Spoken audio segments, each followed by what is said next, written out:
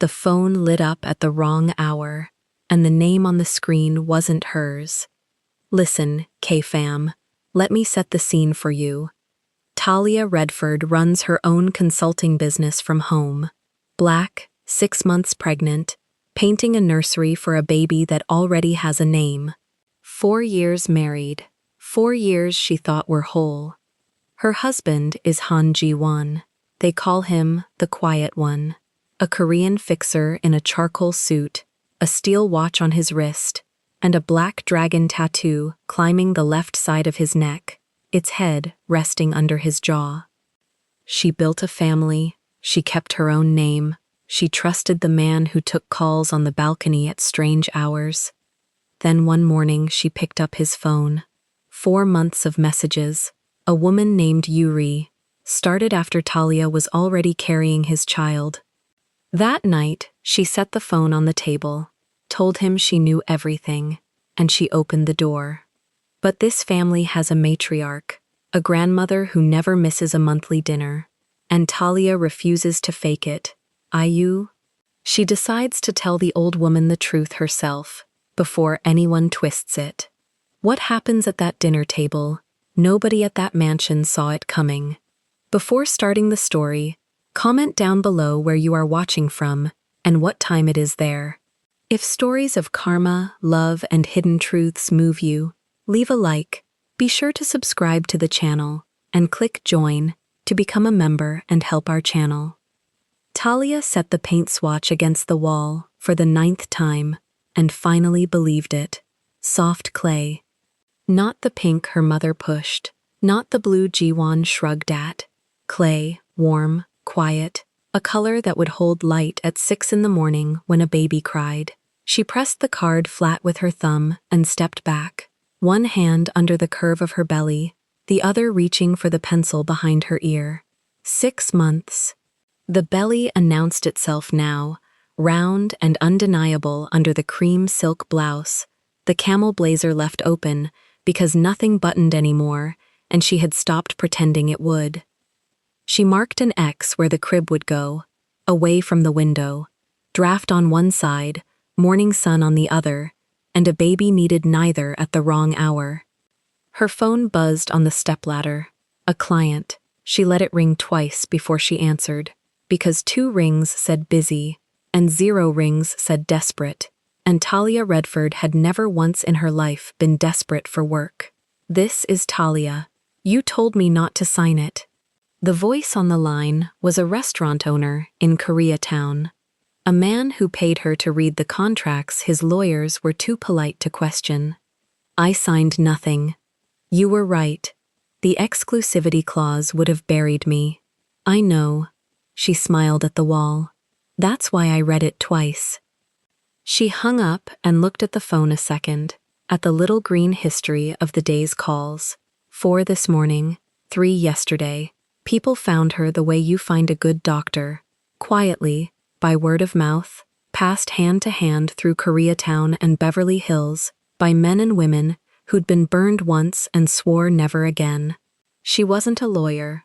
She was better than a lawyer for the thing she did, which was read the trap in a page of clean language and name it out loud before someone's signature made it law. Lawyers cost a retainer. Talia cost an afternoon and told you the truth. She had built it herself, this practice, from a laptop and a reputation. In the years the family assumed she'd stop working the minute she married in. She had not stopped. She had grown it. And that, more than the ring, more than the apartment 40 floors up, was the thing she held when the family's weight pressed down. I make my own money. I read my own contracts. No one in this house owns the paper with my name on it. She hung up and stood in the half-painted room a moment longer. This was hers, not the apartment. The apartment was in the Han family's name. Everything was in the Han family's name, but the work was hers. The name on the invoices was Redford. She had married Han Ji-won 4 years ago in a garden his grandmother chose, and she had signed the register Talia Redford, and she had watched the old woman's mouth tighten and then, slowly, approve. "You keep your name," Bokja had said that day, gripping her wrist with a hand like carved root. Good. A woman who dissolves is a woman who drowns. Talia had not understood it then. She understood it a little more every year. Downstairs, the front door opened. She knew his weight on the floor before she heard his voice, knew the particular quiet of him. Jiwon moved through the world like a man who had learned young. That noise got you killed. "You're painting," he said from the doorway. "I'm choosing." She turned. "There's a difference." He filled the frame of the door in the charcoal suit. Tie loosened 1 inch, which for him was the equivalent of another man throwing his jacket on the floor. The dragon on his neck caught the light, black ink climbing the left side, the head resting under his jaw, a thing she had traced with a finger 1,000 nights and stopped seeing years ago, the way you stop seeing your own hands. He looked at the wall, at the X, at her. "Away from the window," he said. Her chest did something small and warm. "You remembered. You said it in month 2. He crossed the room, slow, and put his palm flat on the belly without asking, the way only he was allowed. "Drafts. Drafts," she agreed. For a moment, there was nothing wrong in the world. His hand was warm. The baby, who had been still all afternoon, chose that second to press back against his palm, and she watched her husband, a man other men lowered their eyes to, a man whose grandmother settled disputes that never reached police. She watched him go completely still, his whole terrible attention narrowed to the pressure of 1 small foot. "That's her," Talia said. He didn't answer. He didn't need to. His thumb moved once, slow, across the fabric, and that was the whole of what Han Ji-won had ever been able to say out loud about love. She spent the last hour of light on the corner where the changing table would go. She had measured it 3 times, the reach from where she'd stand to where the wipes would sit, because she had read enough about the first weeks to know a mother reaches for things one-handed in the dark, and the distance of 6 inches becomes the difference between a calm night and a crying one. She taped a paper rectangle to the wall for the shelf. She stepped back. She moved it up 2 inches. Order. She built order the way he built it in the kitchen, because the world outside was not orderly, and a person needed 1 room where every distance was chosen on purpose. She thought about her own mother's house in Atlanta, the crib that had been 3 of her cousins before it was hers, the smell of it, the way a house full of hand-me-downs told a child you belonged to a line of people who kept you. This baby would have new things. This baby would have a clay-colored room, and a father who cut fruit small, and a great-grandmother with a jade ring who had already, twice, asked whether they had chosen the name. This baby would have everything Talia had not. She pressed the paper shelf flat and felt the specific ache of a woman building for a child the childhood she'd wanted, and it was a good ache, the best one she knew. They ate late. He cooked, which surprised people who did not know him and no one who did. His hands were precise with a knife in the way they were precise with everything, and he liked the order of a kitchen, the way ingredients did what they were told. She sat at the counter with her feet up on the second stool and told him about the restaurant contract, the exclusivity clause, the man who had almost signed his own throat away. "You saved him money," Ji-won said. "I saved him his business." She stole a piece of scallion from the cutting board. "Money's what he thinks he lost. His business is what he almost gave a stranger the right to close." He glanced at her. Something moved behind his eyes. Not surprise. He was never surprised by her, but a kind of recognition. The look of a man watching someone do easily the thing his entire family did with fear and leverage. She read contracts. His grandmother read people. Same skill, different weapon. "Halmione wants us Sunday," he said, setting the plate down. "The dinner. The monthly dinner. The one no one missed." In 4 years, Talia had missed it exactly 0 times, and she had watched a cousin's wife miss it once and never be spoken of at that table again. I know, she said. I already told her I'd bring the pear thing she likes. You called her. I call her every week, Jiwon. She's my grandmother too now. Talia licked salt off her thumb. Somebody in this family should call her because they want to and not because they're afraid of her. He almost smiled. Almost. The corner of his mouth moved and then remembered itself. The phone rang at 11:40. She was in bed, propped on the good pillow, reading a lease agreement on her tablet, with the lamp low. He was beside her, half asleep, one arm heavy across the space between them. The phone lit up on his side, not the ringtone, the buzz, the private one, the number that came up as no name at all. He was awake instantly, not groggy, awake, the way a soldier wakes. Work, he said, already standing, already reaching for the phone before it finished its second buzz. She watched him go out through the sliding door onto the balcony.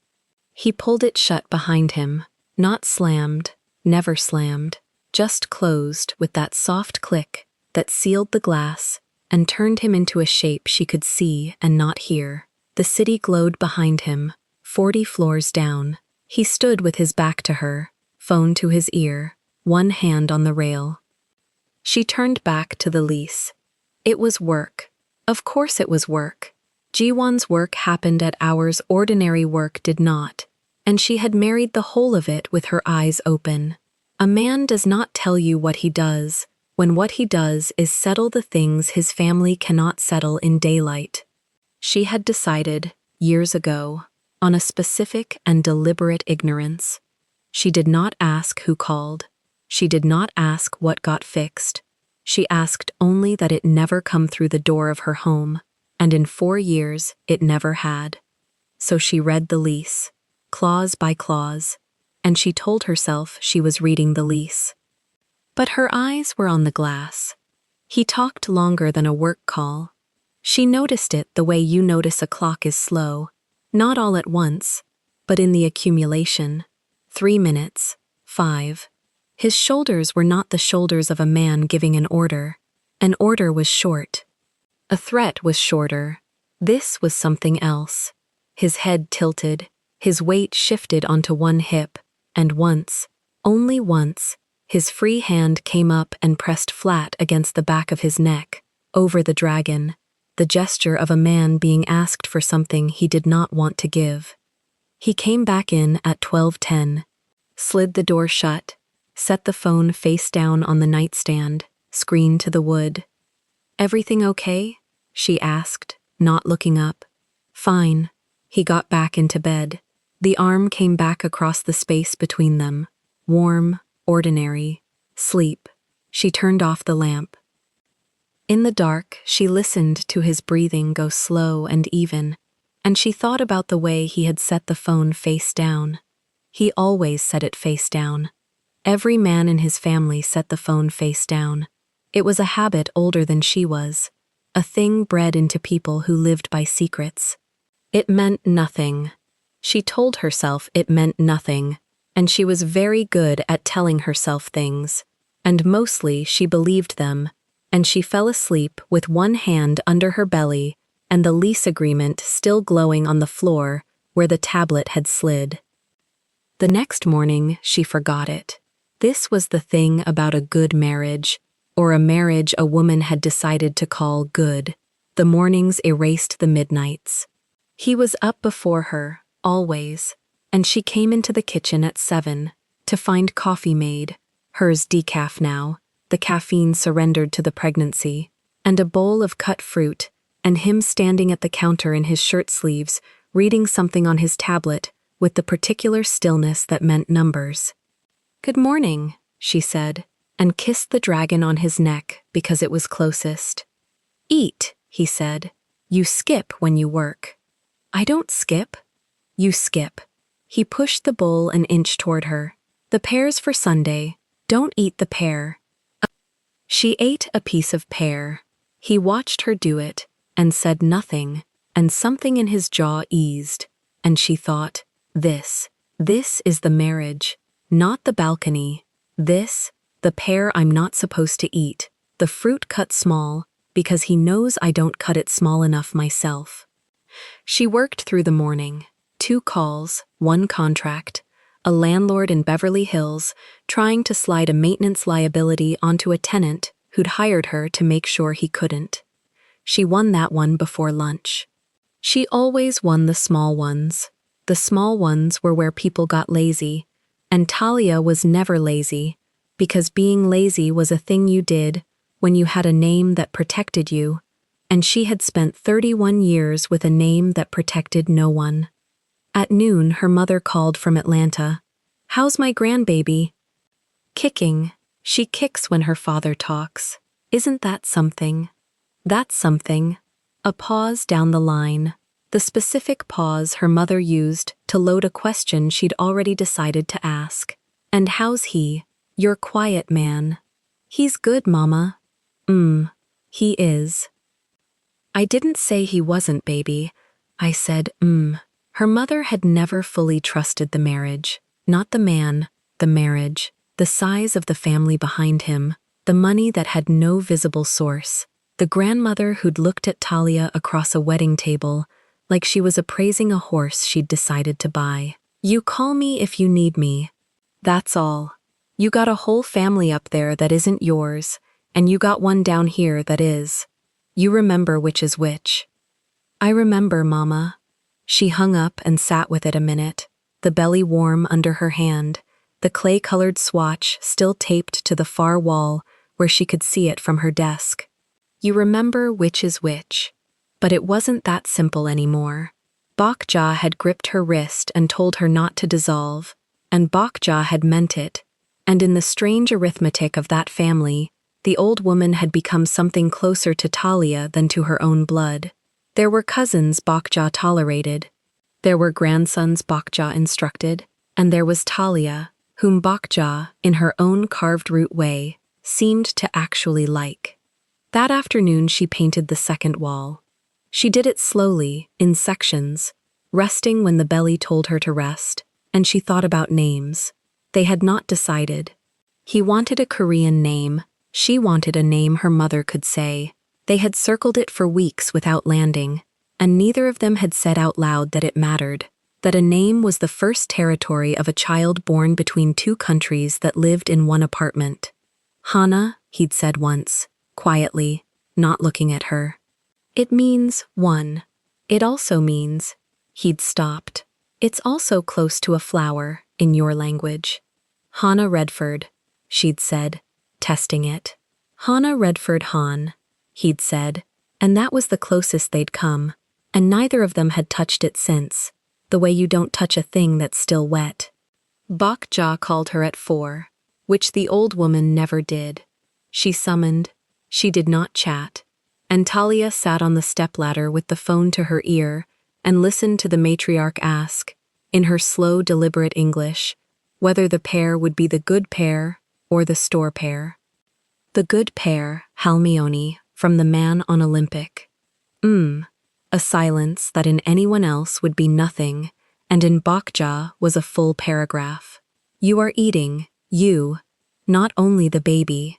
I'm eating. Jiwon says you skip." Talia laughed. "Jiwon tells on me. He watches you." The old woman's voice did something Talia had learned to listen for, a dropping down into the place where she said the thing she'd called to say. A man who watches is a man who is afraid to lose. Remember that on Sunday. Remember it about all of them. And then, before Talia could ask what that meant, before she could ask why the old woman would say a thing like that 2 days before a dinner, Bokja hung up, the way she always hung up, without goodbye, because goodbye was for people who doubted they'd speak again. Talia sat with the dead phone in her hand and told herself the old woman was old, and old people said heavy things lightly, and it meant nothing. She painted until the light went orange in the window, and her back told her, in the specific language of the 6th month, that she was finished for the day. She cleaned the brush, she peeled the tape. She stood in the doorway of the half-finished room, 1 wall clay, two walls still white, and she let herself, for exactly one breath, be purely and simply happy. The phone rang at 11:50 that night. The private buzz. No name. He was up before it finished the first ring. Out to the balcony. The soft click of the glass. The city 40 floors down, and her husband a shape against it, back turned, one hand on the rail. She did not read Elise this time. She lay in the dark and watched. 8 minutes. His head tilted. The hand came up to the back of the neck, and once, she almost missed it. He laughed. Not loud. She couldn't hear it through the glass. But she knew the shape of Ji-won laughing, the rare loosening of that controlled mouth, the drop of the shoulders, and she saw it happen on the balcony at 11:56 at night, to a voice that came up as no name at all. He did not laugh at work. In 4 years, she had never once seen him laugh at work.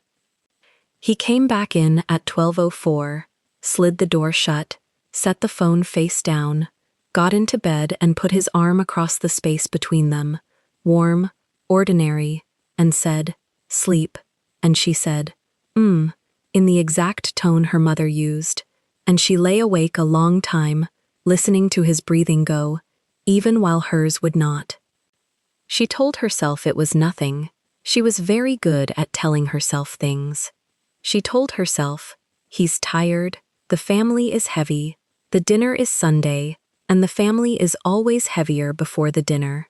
She told herself, a laugh is a laugh, a man is allowed a laugh. You do not build a case against a marriage out of one dropped shoulder in the dark. She told herself the specific and deliberate ignorance she had chosen 4 years ago was a discipline, not a blindness, and a disciplined woman did not go through her husband's phone. She told herself all of it, and under her hand the baby turned, slow, the way she turned when her father spoke, and Talia lay in the dark of a room that was in the Han family's name and did the arithmetic she had promised herself she would never do. Sunday was the dinner. Everyone would be there. The whole family under Bokja's roof, the long table, the pear thing the old woman liked. Everyone would be there. She hadn't asked who else. Across the bed, her husband slept the clean, dreamless sleep of a man with nothing on him, and his phone lay face down on the nightstand, screen to the wood, quiet now, its secret sealed under glass the way the balcony sealed his voice, and Talia Redford lay beside all of it, with her eyes open, and told herself, one more time, that it was nothing. She almost believed it. Almost. The phone was still face down on the nightstand when Talia woke, and Ji-won was already in the shower. She heard the water. She heard him humming something low, the way a man hums when he thinks nobody is counting the days he's been happy. 4 years, and she had never asked to see that screen. She reached for it now. Not to spy. She told herself that. She told herself she only wanted the calendar, the Sunday reminder, the address of the mansion she'd been to 100 times and still couldn't drive to without the pin dropped. That was the lie she carried across the mattress on her fingertips. The screen lit under her thumb. No passcode. He'd never bothered with one at home. That detail would gut her later, that he'd left it open because he thought the danger was outside the walls. A banner sat at the top. A text, arrived at 6:12 that morning, while he slept beside her with his hand on the curve of the baby. One word and a name, Yuri. She didn't open it right away. She held the phone flat against the blanket and looked at the bathroom door. The water ran. The humming went on. Somewhere below the 40th floor, the city was already loud with itself, and up here it was just her, and the door, and a name she'd never heard him say. She opened it. "Miss you already. Last night wasn't enough." Her thumb moved on its own. Up. The thread climbed, and kept climbing past where a thread should have any right to go. The oldest message she could reach before her hand started shaking was dated 4 months back. 4 months. She did the arithmetic she'd sworn on the ceiling she would never do again. And this time, the numbers weren't ghosts on a nightstand. They were dates, timestamps, a whole calendar of a second life stacked underneath the one she'd been living.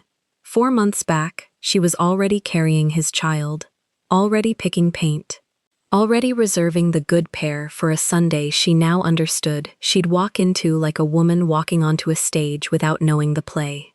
She read. She read the way you read a contract, because that was the only way she knew how to read anything that mattered. Line by line, clause by clause, and every clause said the same thing in a different dress. There he was, the man who did not smile at work, who cooked in silence, who put a phone face down and said, "Sleep." There he was, laughing in text, soft in text, careless. "Couldn't stop thinking about you in the meeting. Wear the red one. She's asleep. Come." She's asleep. The water shut off. Talia set the phone back, exactly where it had been, face down, same angle, same 3 inches from the lamp. The consultant in her did that. The part of her trained to leave a room the way she found it, so the other side never knew what she'd seen. Her heart was going hard enough that the baby shifted, a slow roll under her ribs, and she pressed one flat palm there and breathed through her nose. In, out. The bathroom door opened on a cloud of steam. "You're up," Jiwon said. Towel at his waist, the black dragon climbing the left of his neck, water still beating on his shoulders. He looked at her, the way he'd looked at her for 4 years. Nothing in it moved, nothing in it knew. "I'm up," she said. He crossed to the closet. He pulled the charcoal suit off the rail. He talked while he dressed. Something about a delivery to the office, something about the driver, something about Sunday, and whether she'd finished with the pair. She answered in the right places. "Yes, fine. It's in the fridge." Her voice did a thing she didn't know it could do. It stayed level while the floor came off the building. She would remember, afterward, that she said good morning back, that she watched him knot the navy tie in the mirror the way she'd watched 1,000 mornings, that the baby kicked when he leaned to kiss the top of her head, and he laughed, the ordinary laugh, the one he gave the world, and said, "She knows my voice." And Talia looked at the man who had a whole other laugh saved on a phone, 3 inches from the lamp, and she said, "She does." He left at 9. The door clicked. The elevator hummed down 40 floors, and Talia Redford stood in the middle of the half-painted nursery, one hand on the clay-colored wall where she'd marked the crib with an X, and she did not cry. She worked. That was the thing nobody who underestimated her ever understood. Give Talia a wound and she'd give you a work order. She made coffee, decaf, because even now, even today, she wasn't going to let his mess touch her child, and she opened the laptop and she pulled up every folder that had the word Han in it. The lease, the cars, the apartment 40 floors up, the joint accounts, the accounts that were only ever called joint. She read her own life the way she read her clients' contracts, and she named the traps out loud in the empty apartment, one by one, the way she'd built a career, naming them for strangers. His name was on the walls, her name was on her work. She'd kept that. Bokja had made her keep that. 4 years ago, a bony hand on her wrist in a garden. You keep your name. A woman who dissolves is a woman who drowns. At the time, it had sounded like an old woman's poem. Now it sounded like a will being read early. By noon, she had a picture. She spread it out on the kitchen island the way she spread a client's mess. The papers she could find, the logins she still had, the screenshots she'd taken with a hand that had finally stopped shaking. She wrote nothing down that a man could later say she'd invented. She only read. Every line of every page had a little trapdoor in it, the way they always did, and she'd spent a decade learning to feel the give under her feet before she fell through. She felt it now. She named every board she stood on. By 2, she had a plan. By 4, she had done a thing that surprised even her. She'd called 2 of her own clients back, taken a meeting on the phone with the baby rolling under her ribs, closed a small one, and moved money she was allowed to move into an account only she could touch, not stealing. She checked it twice, then a third time, because a woman in her position doesn't get to be sloppy and grieving in the same afternoon. Reading, naming, doing what she'd have told any woman across her table to do, in the flat, kind voice she used for clients who'd just learned their whole life had a clause they never read. Protect the exits before you announce you're leaving. Sign nothing while your hands are wet. She caught her own reflection once, in the dark laptop screen between windows, the long red-brown waves, the level mouth, the 6 months of child. She looked, for 1 second, like a woman about to cry. She watched the woman in the screen decide not to. Then she opened the next folder. Then she called nobody. Not her mother in Atlanta who'd said, "Remember which is which." Not a friend. Not a lawyer, not yet. Some things you do not say out loud until you've said them to the one face that has to hear them first. She cooked. She cooked the way he cooked, slow, deliberate, both burners going. She set the table for 2. She put out the good plates, the ones from the wedding, the ones with the thin gold line around the rim. She was not doing it to soften anything. She was doing it because when she said what she was going to say, she wanted the room to look exactly like their life. She wanted him to see the whole thing he'd been eating off of while he texted, "She's asleep. Come." He came home at 7:40. He smelled the food from the hall. She heard it in his voice before she saw his face, the pleased surprise of a man who thinks the day is ending the way days end. "You cooked." He set his keys in the dish. He loosened the navy tie.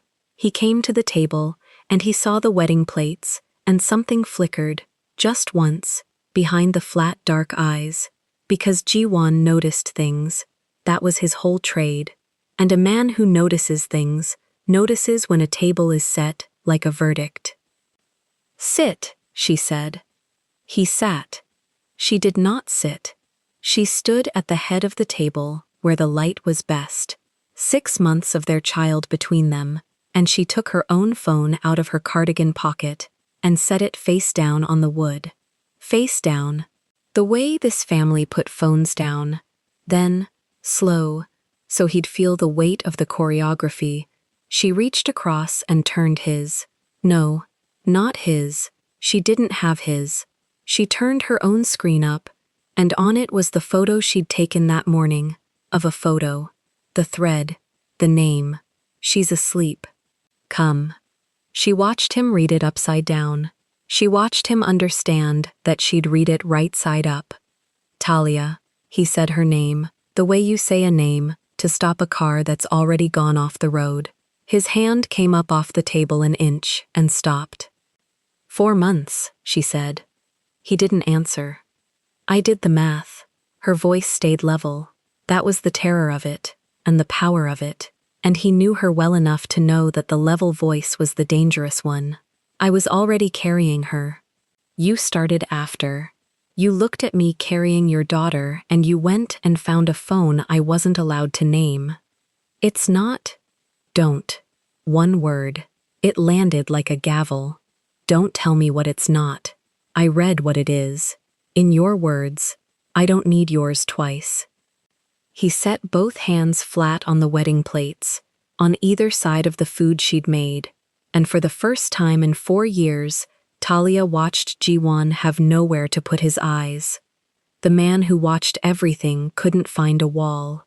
His jaw worked. The dragon on his neck moved when he swallowed. The silence stretched. In 4 years, she'd learned to read his silences the way she read paper, the working silence, the tired silence, the one that meant no. This one had no name. This one was a man who traded in quiet, finding out that quiet was the exact thing that had convicted him. He'd been so careful, face-down phone, sealed glass, low voice on a balcony, and every careful thing he'd done was now a line in her mouth she could read back to him. "You practiced this," she said, almost wondering. "Every night, the going to the balcony, the turning the screen. You built a little routine so I'd sleep through it. You watched me sleep through it." Her hand found the edge of the table. "That's the part. Not her. You could have had a moment of weakness and I'd have hated you clean. But you had a system. You're too good at systems, Jiwon.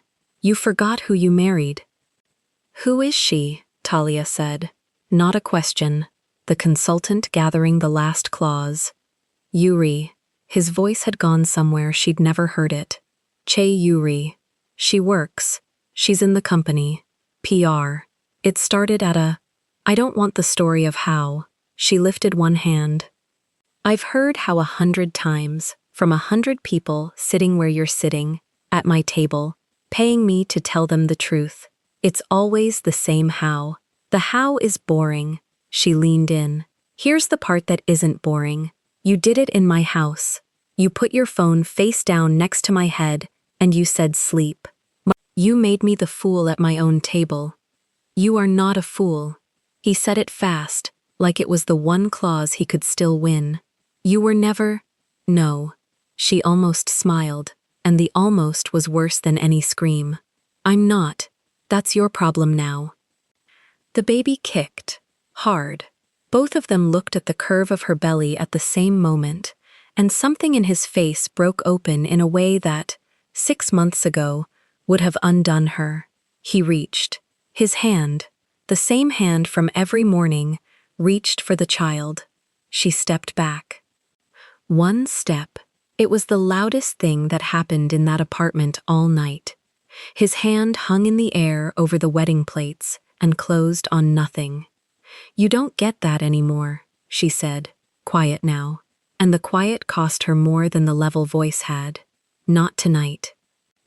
"Talia, where am I supposed to?" "That's not mine to solve." She picked her phone back up off the wood, and she slid it into her pocket, and the picture of the picture went with it, into the inside pocket, the one with the zipper, the way she'd hidden every dangerous thing she'd ever carried. "This apartment's got your family's name on the door. I know that. I read the lease today, all of it, the way I read everybody's. So I'm not going to stand here and tell you to leave your own building. A beat. I'm telling you to leave this apartment, tonight. And I'm telling you it stays between us. You, me, that's the room this lives in. Nobody else. Not the office, not your grandmother, not until I say. Halmione will." "Halmione," Talia said, "is Sunday.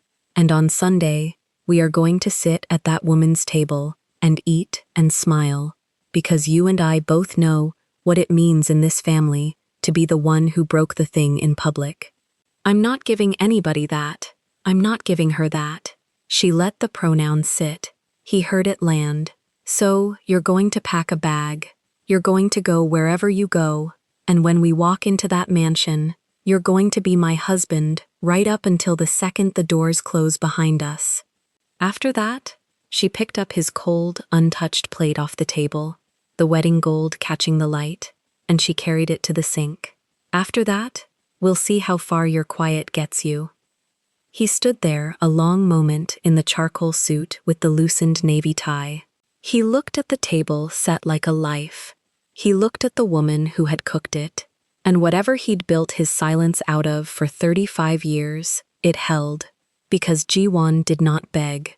That was the part she'd remember and hate, and, in some deep room she'd never open again, respect. He didn't beg. He nodded once, like a man accepting terms he'd written against himself, and he went to the bedroom, and she heard the closet, and the zip of a bag, and the small, ordinary sounds of a marriage being packed into one piece of luggage. He stopped at the door, bag in hand, keys still in the dish, because he had the decency, or the calculation, to leave them. "The baby," he said. She's fine." Talia turned off the tap, dried her hands on the towel, slow. "She's got my name in the middle of hers. Whatever else happens." She looked at him. You remember that we hadn't finished picking. I finished today. Hannah Redford Hahn. In that order. She let it hang. You can be at the birth. That's hers, not yours. She'll want to know one day that you were there, and I'm not going to lie to my daughter to spite her father. But that's the only door I'm leaving open, and I'm the one holding it. He said her name one more time. Talia. Good night, Jiwon. She said it soft. She said it like a door. The door clicked the way it clicked every morning at 9. Only this time she was on the inside of the click, and he was on the outside of it, and the difference was the whole rest of her life. She stood in the kitchen a while. She scraped the plates. She wrapped the food, because she was not a woman who threw away food she'd made with her own 2 hands. Not even tonight. Especially not tonight. She left the good pear in the fridge, cold and perfect, waiting for a Sunday that was now going to be the hardest performance of her life. Then she walked back into the half-painted nursery and turned on the small lamp and looked at the clay wall and the X where the crib would go, far from the window, the way he'd told her, the way she was going to do anyway, because he'd been right about the draft, even if he was wrong about everything a man could be wrong about. She put her hand on the wall, then on her belly. Okay, she said, to the room, to the child, to nobody. Okay. Her phone buzzed in her pocket. She almost didn't look. When she did, it wasn't him. It was a number without a name, but not his kind, not the veranda kind. An Atlanta code. Her mother, who had a way of calling on the exact night her daughter needed to not be alone and not be asked why. Talia looked at the screen a long moment. She thought about the woman who'd said, "Remember which is which," and how she'd been right and wrong at the same time, because the family up here that wasn't hers was about to matter more than blood, and it was going to matter in a direction nobody in Atlanta could have guessed. She let it ring. She'd call back tomorrow with a steadier voice, with the story shaped into something a mother could hold. Tonight the story was still too new, still bleeding at the edges, still just a photograph of a photograph, zipped into an inside pocket, and a name she now knew by heart. Che-Yu-Ri. She said it once, out loud, to learn the shape of it in her own mouth. Then she turned off the lamp, and she went to sleep in the middle of the bed for the first time in 4 years, all the way in the middle, taking the space he'd left, because it was hers now, and she was done leaving room for him. And somewhere across the city, Jiwon sat in a car that wasn't going anywhere yet, with a bag on the seat and a phone in his hand, and he did not text Yuri back. Not that night.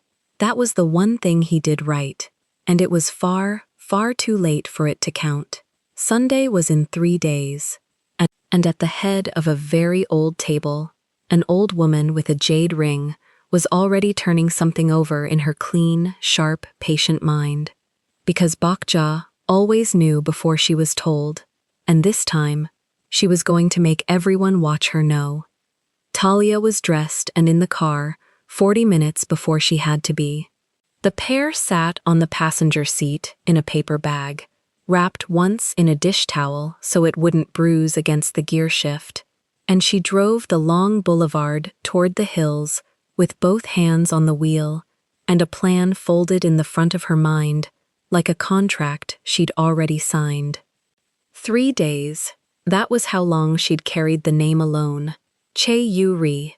She'd said it out loud to the bathroom mirror, to the closed door of the baby's room, to the empty half of the bed she now slept in the middle of. Saying a thing enough times took the sting off the edge of it. By Sunday, the name was just a fact she owned. The mansion gate opened before she reached the buzzer. Bokja's house always knew when family arrived. She parked where she always parked, under the old jacaranda that dropped purple all over the gravel in spring. 8 months of coming here and she still didn't cut across the lawn like the others did. She took the stone path. She belonged in this house by the front way or not at all. The dinner started at 6. It was 4:10. She'd come early on purpose. Coming early was the whole plan. Mrs. O, the housekeeper, no relation to anyone who mattered, opened the door and blinked at the sight of her. "You're first," she said in Korean, and then, catching herself, in English. "The others aren't here." "I know," Talia said. "I came to see Hermione, just her, before the rest." The old woman's eyes moved once over Talia's face, then down to the barrel of her belly, under the soft pink dress, then back up. Whatever she read there, she stepped aside. Bokja was in the sunroom at the back of the house, where the afternoon light came in low and gold, across a low table already set for tea. She sat the way she always sat, spine like a plumb line, hands folded in her lap, the jade ring catching the light. She did not look surprised. She looked like a woman who had been waiting for a guest she'd expected for some time. "Sit," Bokja said, not a greeting, an instruction.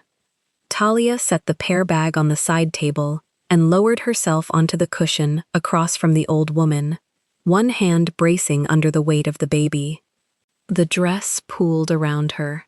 She kept her back straight. In this house you kept your back straight. Bokja poured 2 cups. The tea was pale green and smelled of something toasted, and the old woman's hands were slow, the way a river is slow, unhurried, because it has all the time and all the power.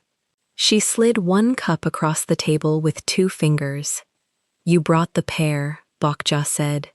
"From the man on Olympic, the good one." "Good." Bokja lifted her own cup. "You came 2 hours early to bring me a pear." "No, Hermione." Talia wrapped both hands around the warm cup and did not drink. "I came early to tell you something, before anybody in that dining room tells you a different version of it." The old woman's face did not change, but she set her cup down. That was the change. In this house, when Bokja stopped drinking, the whole room stopped. "Then tell me," she said. Talia had rehearsed the soft way to say it, the cushioned way, the way that gave everyone room. Sitting across from those clear old eyes, she threw the soft way out. "Jiwon has been with another woman for 4 months, she said. "Her name is Chae Yuri. She works in the family's PR office. It started after I was already carrying his daughter." The sunroom held very still. Somewhere in the house a clock did its small work. Bokja looked at her, and Talia held the look and did not blink first. "I read the messages myself," Talia went on, level. "I didn't guess. I didn't hear it from anyone. I saw his phone, I saw the dates, and I counted them. 4 months. I put it in front of him at our own table, and he did not deny 1 word. Still the old woman said nothing. I put him out of the apartment 3 nights ago. He's not living there. He left the keys," she breathed. "I didn't tell the office. I didn't tell my mother the whole of it. I didn't tell you, because I wanted to tell you with my own mouth, not have it come to you sideways at your own dinner." For a long moment, Bokja studied a spot on the table between them, as if reading something written there, in a language only she knew. Then she picked her cup back up and drank, unhurried, and set it down again. "You said her name twice," Bokja said. "Chae Yuri. You did not stumble on it. I've had 3 days to learn how to say it." Something crossed the old woman's face then. Not softness, nothing so weak as that, but a flicker of something that might have been recognition. Approval, maybe. The look one hard thing gives another hard thing. "Most women come to me crying," Bokja said. "They come to me to fix it, to make the man behave, to put the family back the way it was, so the crying can stop." She tilted her head a fraction. "You did not come to cry. You came to inform me." "Yes. Why?" Talia thought about the true answer and gave it. "Because in 3 days, that woman, or my husband, or somebody who owes them a favor, is going to walk you through a story where I'm the one who broke something, and I wanted you to have the real thing first. So when the story comes, you already know it's a story. The old woman's mouth moved. Not a smile. The place a smile would live if she permitted one. You are a woman who reads contracts, Bokja said. You are reading me the same way. You are protecting a position. I'm protecting my daughter, Talia said. And I'm not going to sit at your table tonight and pretend my hand isn't shaking under it. So I'd rather it stop shaking now, here, with just you. Bokja was quiet again. Then she reached across the low table, slow, and laid her thin, dry hand flat over the back of Talia's. The jade ring pressed cool against Talia's knuckle. It was the same hand that had gripped her wrist in a garden 4 years ago and told her to keep her name. Do you remember what I said to you at your wedding? Bokja asked. You keep your name, Talia said. A woman who dissolves is a woman who drowns. You remembered. The old woman drew her hand back. You kept your name. You kept your work. You moved your money before you announced your leaving. You put the man out of the house you knew was in our family's name, so no one could say you stole a wall. She nodded, once, slow. You did not dissolve. Good. The knowing in it went through Talia like a current. How did you? I know how a woman moves when she has decided, Bokja said. I have moved that way myself. Twice. She lifted her cup. You did not come here weak. You came here having already done the work. That is the only kind of person I have any use for. Talia let herself drink then. The tea was going cool, but it was still good, and her hand, she noticed, had stopped its small tremor around the cup. You want to know a thing? Talia said, and set the cup down. 3 days ago, I sat in my own kitchen and read my whole marriage like it was somebody else's paperwork. Lease, cars, accounts, his name on all of it. And I caught myself doing the thing I do for clients, finding the clause that ruins them and saying it out loud so they can't pretend they didn't hear it. She met the old woman's eyes. Turns out the clause that ruins you is easy to read when it's someone else's contract. It's the reading it about your own life that takes a spine. And you read it. Every line. Bokja tipped her head. Did it break you, reading it? Talia considered lying and didn't. For about an hour, she said. I stood at the window and I thought about all the ways I could scream. Then the baby moved, and I understood that screaming was a thing I could afford exactly 0 of. So I stopped, and I made coffee, and I went to work. Coffee, a dry flicker, decaf, I hope, for the child. Decaf. Talia almost laughed, and it surprised her, the laugh sitting there so close to the grief. You would ask that. I ask the questions that matter. Bokja lifted her cup again, drank, considered her over the rim. Most people, when the ground opens, they reach for someone to blame and someone to save them. You reached for the ledger. You did the arithmetic. There is a coldness in that some men would call unnatural in a woman. Her eyes glinted.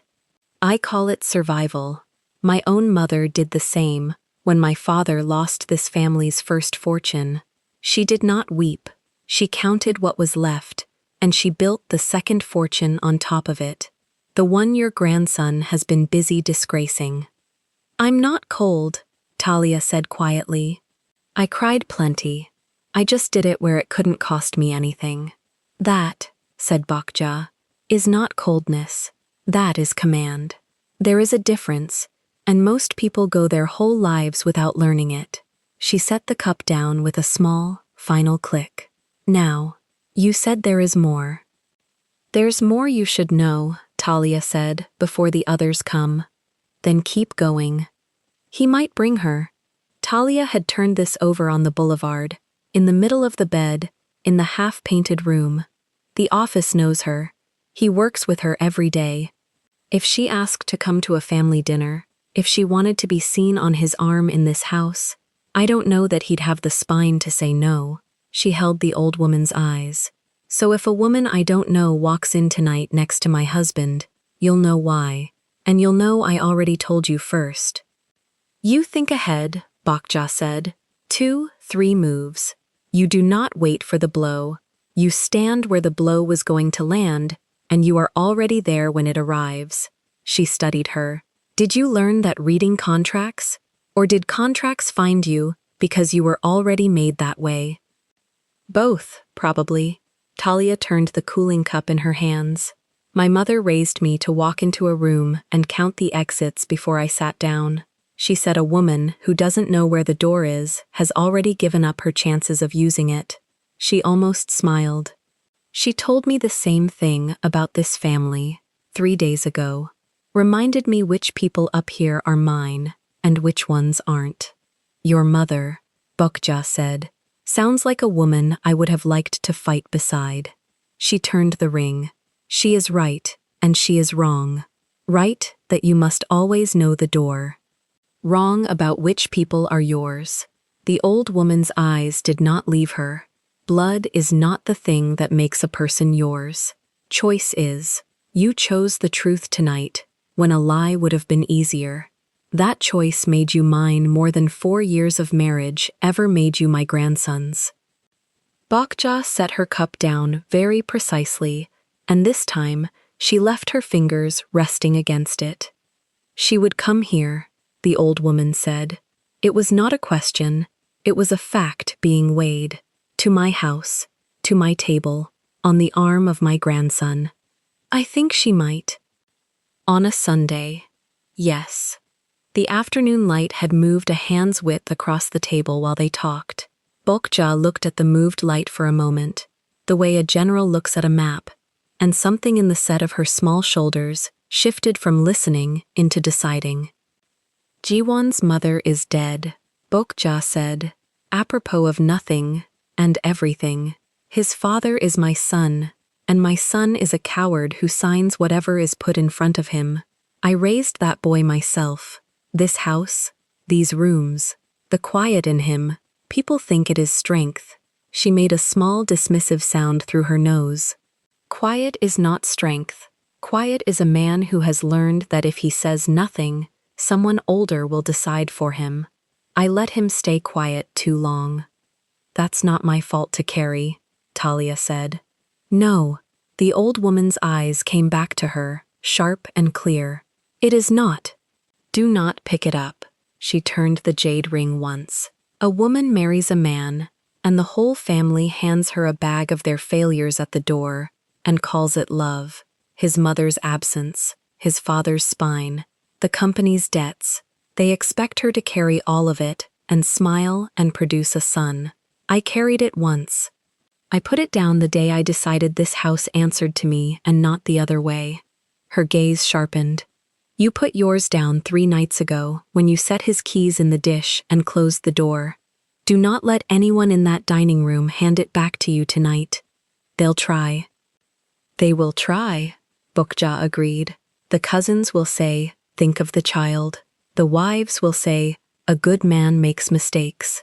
Someone will say the word forgiveness, as if it were a gift they are giving you, and not a chain they are fitting. She made the small dismissive sound again. Let them talk. Talk is what people do when they have no power. You will notice, tonight, who talks the most. They sat with that. Talia felt the baby turn, slow, a heel or an elbow rolling under her ribs, and she pressed her palm flat to the side of the bump, the way she did without thinking now. Bokja watched the hand. The child, Bokja said. The name. Hana Redford Han. Talia said it clean. In that order. I closed it 3 nights ago. Jiwon wanted a Korean name he chose. He lost the right to choose it the night I read his phone. Hana. Bokja tested it. 1. The first. Her old face did something complicated. Redford in the middle. Your name inside the child. Wrapped in ours on both sides. She nodded slowly. That is a woman who did not dissolve. That is a woman who built a name for her daughter, with her own hands in the center of it. Good. Very good. I didn't do it to please you, Halmayoni. I know. The corner of her mouth moved again. closer this time to the smile she wouldn't spend. That is exactly why it pleases me. Outside, gravel crunched. A car, coming up the long drive. Both women heard it. Talia felt her spine try to lock, and made it stay easy instead. Bokja did not so much as turn her head toward the sound. "They begin to arrive," the old woman said. "Cousins first, the loud ones. They will fill the front rooms with noise, and eat my food, and understand nothing." She reached for the small brass bell beside the tea tray, and did not ring it yet. "Listen to me now, because I will only say this once, and I will not say it in front of them." Talia went still. "When you walk into that dining room tonight, you walk in as you walked in here, back straight. Your name your own, the child yours." Bokja's eyes held her. "You do not explain yourself to anyone in that room. You do not defend. If a thing must be said, I will say it, in my house, at my table, because it is mine to say. Do you understand me?" "Yes. You came to me first," Bokja said. "You gave me the truth before anyone gave me a lie. That buys you something in this family that money does not buy, and marriage does not buy. It buys you me." She let that sit. "Whatever walks through my door tonight, remember that you have already won the only part of this evening that was ever worth winning. The rest is only theater, and I have watched a great deal of theater from this chair." Talia felt her throat close and did not let it show, because the old woman would not have wanted the show of it. She just nodded, once, the way Bokja nodded. "There's one more thing," Talia said, quiet, before the door and the noise could reach them. "I'm not coming back to him. Whatever happens tonight, however it lands, I want you to know that from me, and not from the way the story ends. This isn't me hoping you'll fix it so I can go home. There's no fixing that puts me back in that apartment as his wife." The old woman regarded her for a long, level moment. "I did not think there was," Bokja said. "You do not read a contract you have already decided to burn." She picked up the brass bell at last and held it, not yet ringing. "But you will come to this table anyway, tonight and after, not as his, as Hana's mother, as mine. There is a difference, and this family will learn it whether it wishes to or not." She rang the bell. The sound was small and bright, and it carried. Mrs. O appeared in the doorway. Bokja spoke to her in fast, low Korean. Instructions about the seating, about the wine, about which room the cousins were to be kept in until dinner. Talia caught only pieces. One piece she caught whole.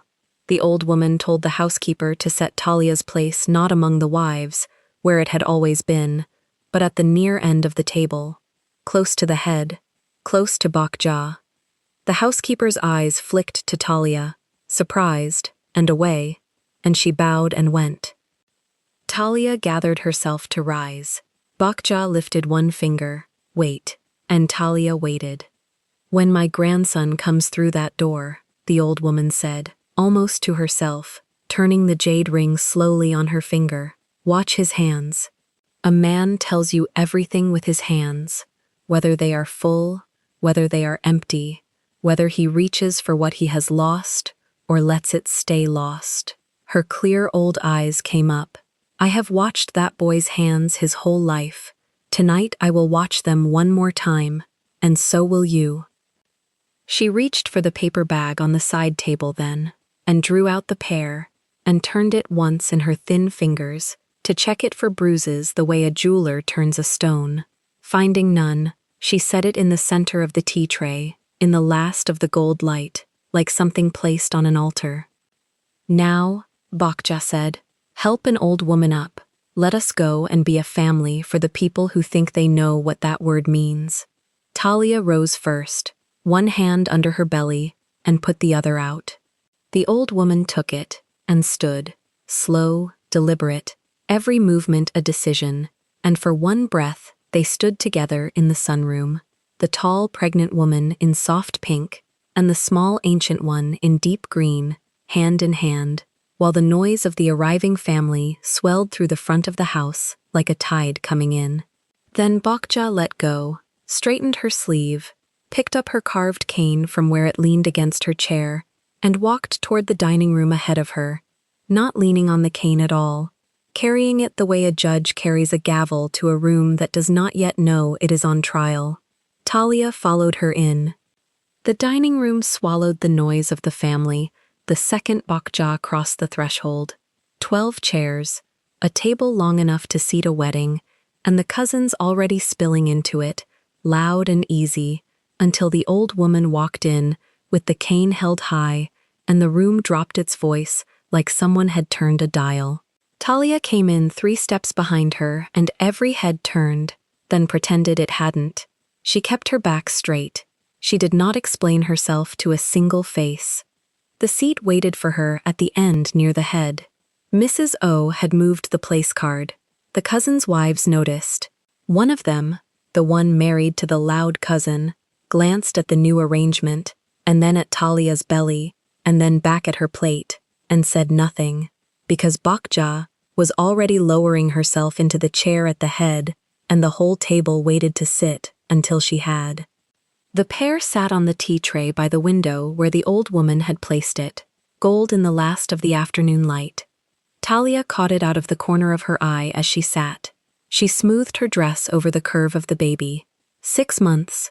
The dress was pale rose, soft as a truce, and there was nothing soft under it. Then the front door opened again. Gravel, then heels on the stone, then the door, and the family kept eating the little cold dishes and pouring the wine, because more people arriving on a Sunday was the most ordinary thing in this house. Talia heard his shoes first. 4 years of hearing those shoes on the marble at home. She knew the weight of them before she knew anything else. Jiwon came into the dining room in the charcoal suit, navy tie, the dragon riding up the left of his neck, the way it always did. His hands. Talia looked at his hands, the way the old woman had told her to. One of them was not empty.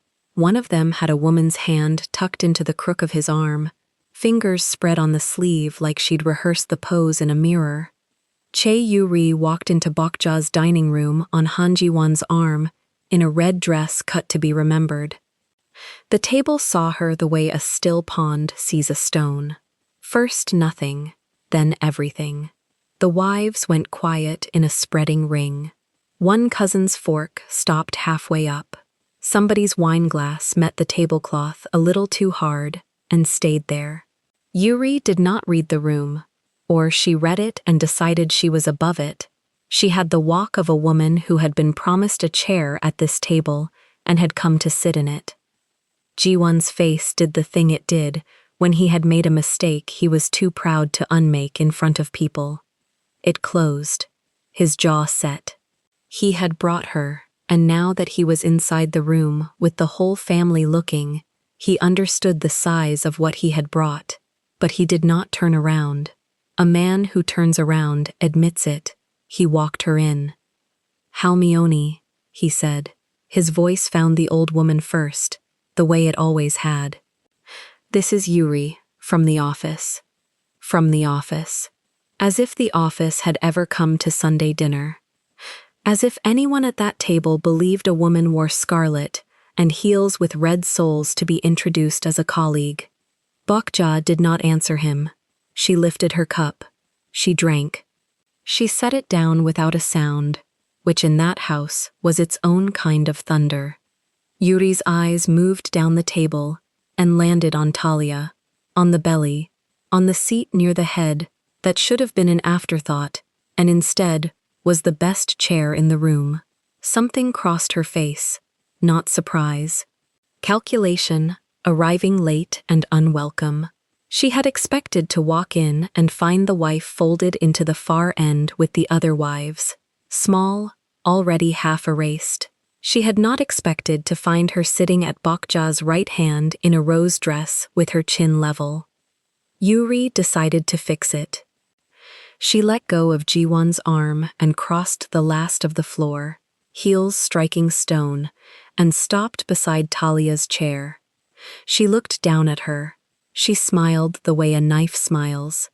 "Get out of my seat," Yuri said. The room stopped breathing. Talia did not stand. She did not flinch.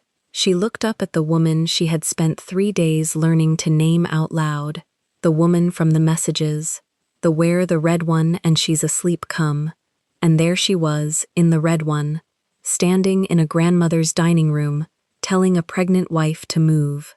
Talia held her gaze and felt her own pulse go slow and flat, the way it did when she read the clause that ruined a man and had to tell him to his face. She opened her mouth. She did not get to speak. "You get out." Bokja's voice was not loud. It never was. It landed in the middle of the table like a stone dropped down a well, and every ear in the room went to it. Yuri turned. The smile was still on her face, misplaced now, a thing she'd forgotten to take off. "I'm sorry?" "You heard the old woman." Bokja said it in English, slow, each word set down like she was laying tile. She turned in her chair, unhurried, and looked up at the woman in red, the way she looked at a bad contract. "This is my house. That is my grandson's wife. That is my great-grandchild she is carrying. And you walked into my dining room on a Sunday, in that dress, and told her to move." "Halmione," Jiwon started. "I did not give you the floor." She did not raise her voice to say it. She raised one hand, the one with the jade ring, 2 inches off the tablecloth, and he stopped like she'd caught him by the throat. Yuri tried to find her feet again. "Bokjanim, I think there's been a misunderstanding about—" "There is no misunderstanding in this room, except the one you walked in on." The old woman rose.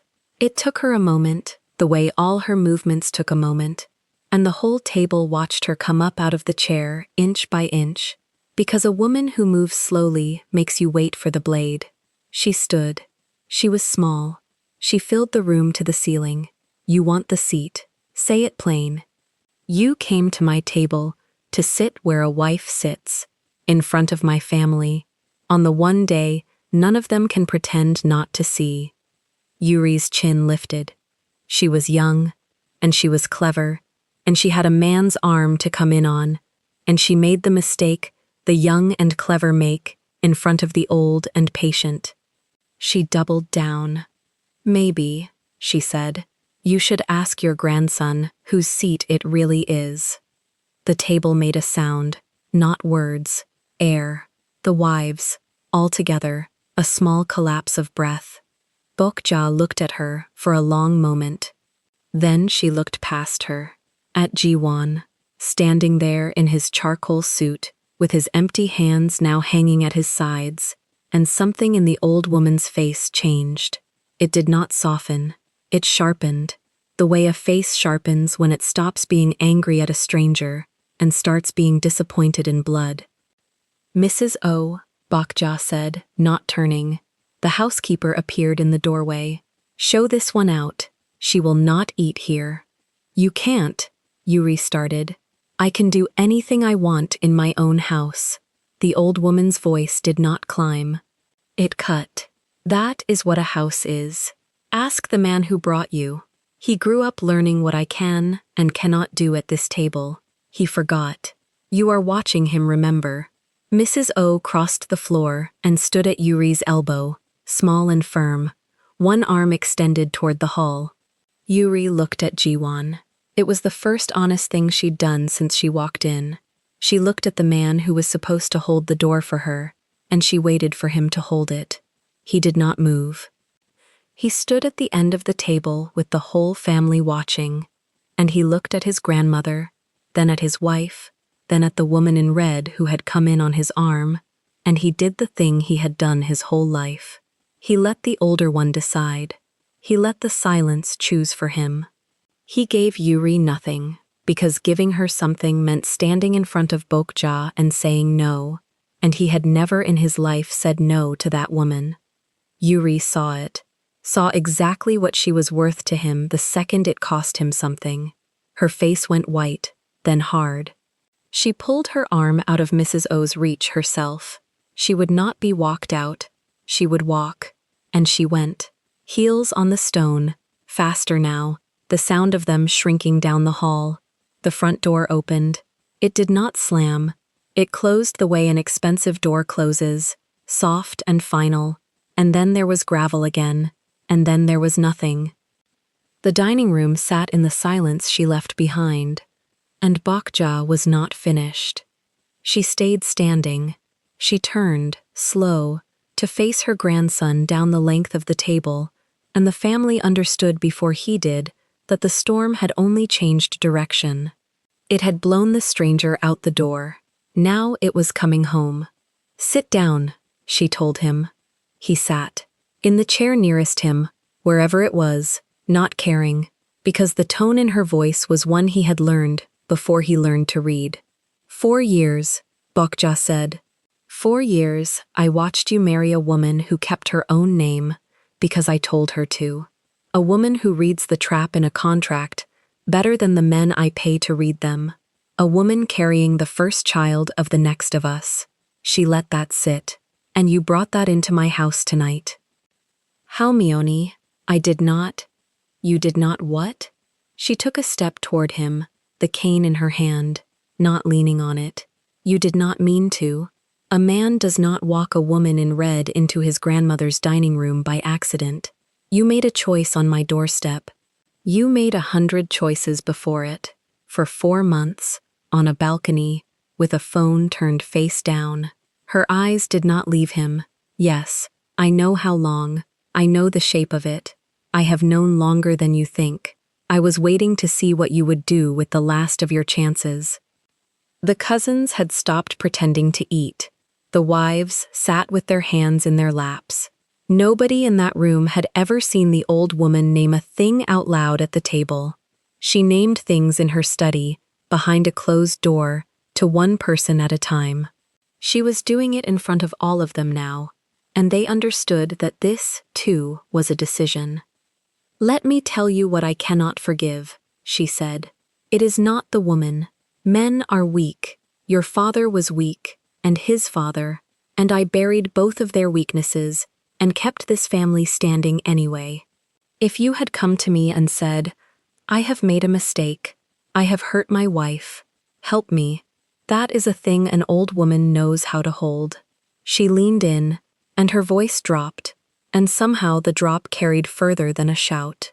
What I cannot forgive is that you needed a room full of witnesses to show me where your loyalty was. You brought her here so we would all see her on your arm. You wanted it made real in front of the family.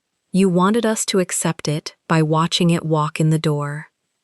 Jiwon's hands were flat on the tablecloth. The dragon on his neck moved when he swallowed. The loud cousin, who had never in his life gone a Sunday without filling the air with something, opened his mouth to smooth it over, to make a joke, to give the room a way out. Bokja stopped him with a look. He closed his mouth around whatever it was and reached for his water instead.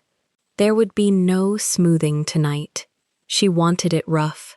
She wanted it to leave a mark he would carry to the office on Monday and feel every time he passed a certain desk. You think I built this house on love, she went on. I did not. I built it on knowing who stands where when the floor tilts. Your grandfather is dead. Your father signs whatever is put in front of him and calls it peace. I have spent 50 years learning which of the people at my table would hold and which would run, and I learned it by watching what they do on a bad night, not a good one. She tipped her head an inch toward Talia without looking away from him. She had a bad night 3 nights ago. Do you know what she did? She read the papers. She moved what was hers. She put you out the door without taking a thing that wasn't. She came up my hill early today and told me the truth to my face before the lie could reach me. That is what holding looks like. She let it land. And you, she said, on the same 3 nights, what did you do? He did not answer.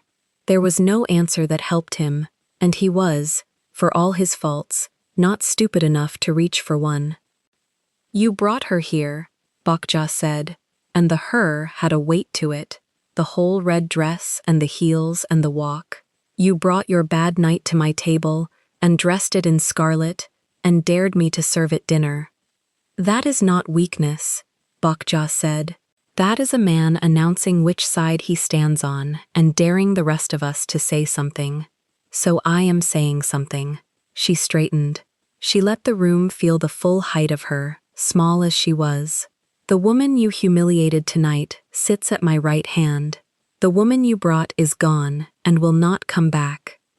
And you will sit at this table like the rest of them, and you will eat what is put in front of you, and you will understand, for the first time in your quiet life, that being silent did not protect you tonight. It cost you everything at this table but the chair. A long quiet took the room. The candles worked at the wax. Somewhere a chair creaked and stopped, as if the person in it had thought better of shifting their weight while the old woman was still standing. Bokja lowered herself back into her seat. It took a moment. Nobody moved to help her. She did not want help. Talia had not said a word. She sat at the old woman's right hand, with her spine straight and her hands folded on the curve of the baby, and she watched her husband learn in one dinner what she had learned 3 nights ago in her own kitchen. She had thought, coming up the hill, that she would want to speak, that she had earned the right to stand and name every date at the top of her voice. She found, watching it happen, that she wanted nothing of the kind. Bokja had told her the truth in the sunroom. If a thing needs to be said, I will say it, in my house, at my table. It had been said, better than Talia could have said it, because it came from the one voice in that room that Jiwon had never in his life been able to talk over. Jiwon looked down the table at his wife. His mouth opened. Whatever was in it, an apology, an explanation, the same it's not that she'd cut off in her kitchen, it did not survive the distance between them. She held his eyes and gave him nothing back. Not cruelty, nothing. The same nothing he had just handed the woman in red when it cost him to give her anything. He looked away first. The baby moved, a slow roll under Talia's folded hands. She pressed her palm flat and felt it, and she did not reach for him to feel it too, and he saw her not reach, and that was its own sentence passed at the table. Eat, Bokja said to the room, and picked up her cup, and the family, released, began to move again, quiet, careful, glancing at nothing, the way people eat after they have watched a thing they will talk about for a year, and never in front of her. Mrs. O brought the dishes. The cousins found small safe words to say to each other. Wine was poured, and at the head of the table an old woman ate slowly and deliberately, with her great-grandchild's mother on her right, and her grandson exiled in plain sight at the far end, present, tolerated, alone with the whole family for company. Halfway through, Bokja reached over without looking and set her hand on the back of Talia's, the jade ring cool against her skin, one small pressure, held for the length of a breath, then gone. She said nothing. She did not need to. It said what it had said in the sunroom. It buys you me.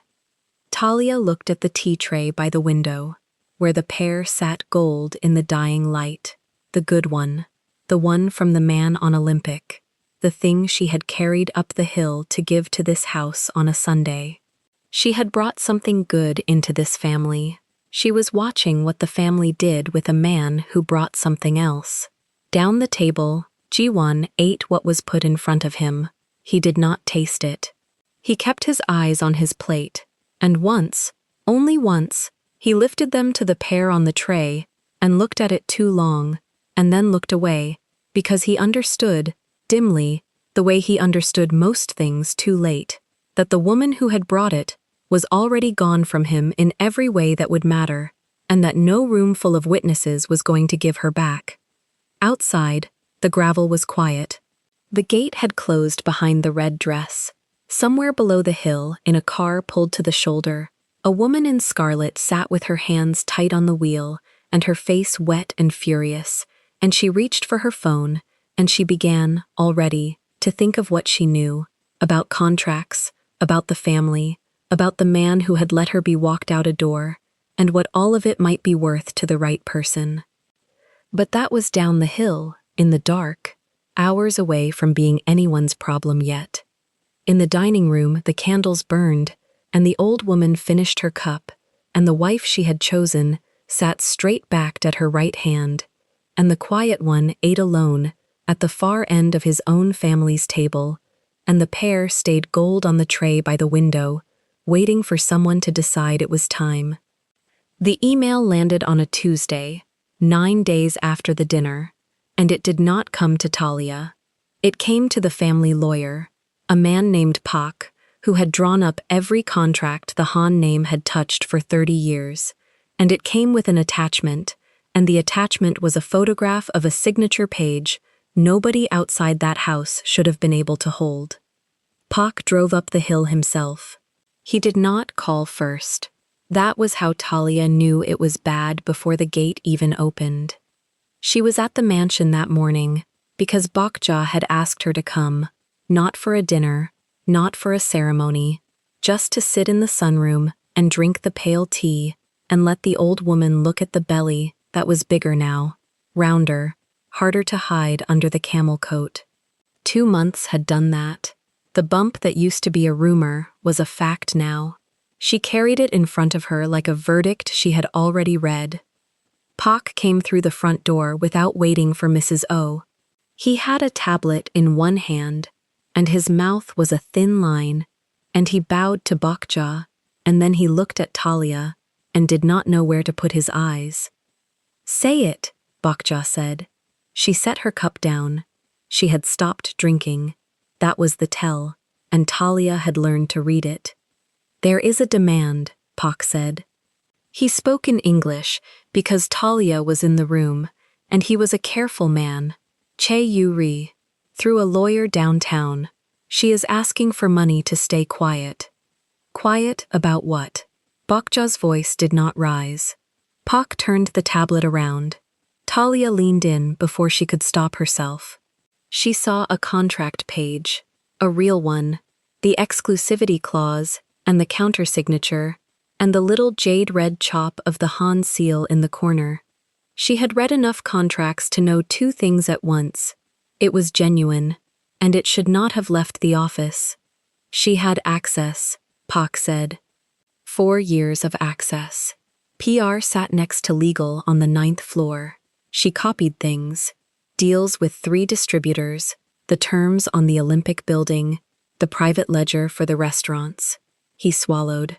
She is saying, if the family does not pay, all of it goes to a reporter, and to the tax authority, and to the partners, so they see the numbers the family gave them were not the numbers the family kept. Nobody spoke. Outside, a bird went on with its business in the jacaranda like the world had not tilted. Talia found her own voice first, and it was level, because level was the only thing she owned that morning. How much? Pak told her the number. It had a lot of zeros. Bokja did not blink at it. She thinks she was thrown out of a dinner, Bokja said slowly, so she comes back through the wall. Talia sat with the tablet in her lap. She was a woman who read contracts for a living. She had built a whole self on the idea that if you read the fine print, you could see the trap before it closed. And she had lived 4 years inside this family and never once read this. The mistress in the red dress had been reading it the entire time. She is smart, Talia said. It cost her nothing to say it. This is not a broken heart writing an email. This is inventory. Bokja looked at her. Something moved behind the old woman's eyes. Approval, maybe, or grief.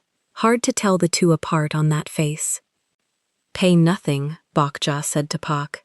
Not 1 but bring me everything she touched. I want to know the shape of what she carried out of my house. Pak bowed and left the way he came. Ji-won came that afternoon. He came because Bokja summoned him, and he came in the dark knit sweater now instead of the charcoal suit, the softer clothes of a man who no longer had an office to dress for, because the family had quietly moved him out of the 9th floor after the dinner, and Talia only learned that from the way he stood in the doorway of the sunroom, like a man who was not sure he was allowed in. He looked at Talia. He looked at the belly. He looked away. "Sit," Bakja said. He sat where he was told. He was good at that now. Bakja laid it out flat. The blackmail, the number, the contracts. She watched her grandson's face while she said it, and Talia watched too, because Bakja had taught her that a man tells you everything with what he does when the ground drops. Jiwon's hands closed on his knees. "I'll handle it," he said. "You will not," Bakja said. "You handled it already. You brought her into the house. You handled it into my dining room." He took that. He had no room left to flinch. "There is more," Pak said from the doorway. He had not left after all. He had been on the phone in the hall, and his face had gone a shade grayer. "I traced the lawyer she hired, small firm downtown, but they are not paying his bill." He set the tablet on the tea table and turned it so all three of them could see. "This is a logo, a holding company, a name under it in small, clean type. Oh Sungil." Talia did not know the name. She saw it land on the other two like a stone through glass. Bokja's hand, the one with the jade ring, went very still on the arm of her chair. Jiwon stood up without deciding to. "Who is that?" Talia said. For a moment, nobody answered her, and she hated it, the old reflex of this family, to speak Korean over her head when the news was heavy, to shut the door on the daughter-in-law the second the room got dangerous. She had lived on the far side of that door for 4 years. "Say it in English," she said. "It's my marriage on that screen too." Bakja turned to her, and to her credit, the old woman did not soften it. "Oh Sungil," she said. "For 20 years he has wanted what this family holds, the buildings, the distributor deals.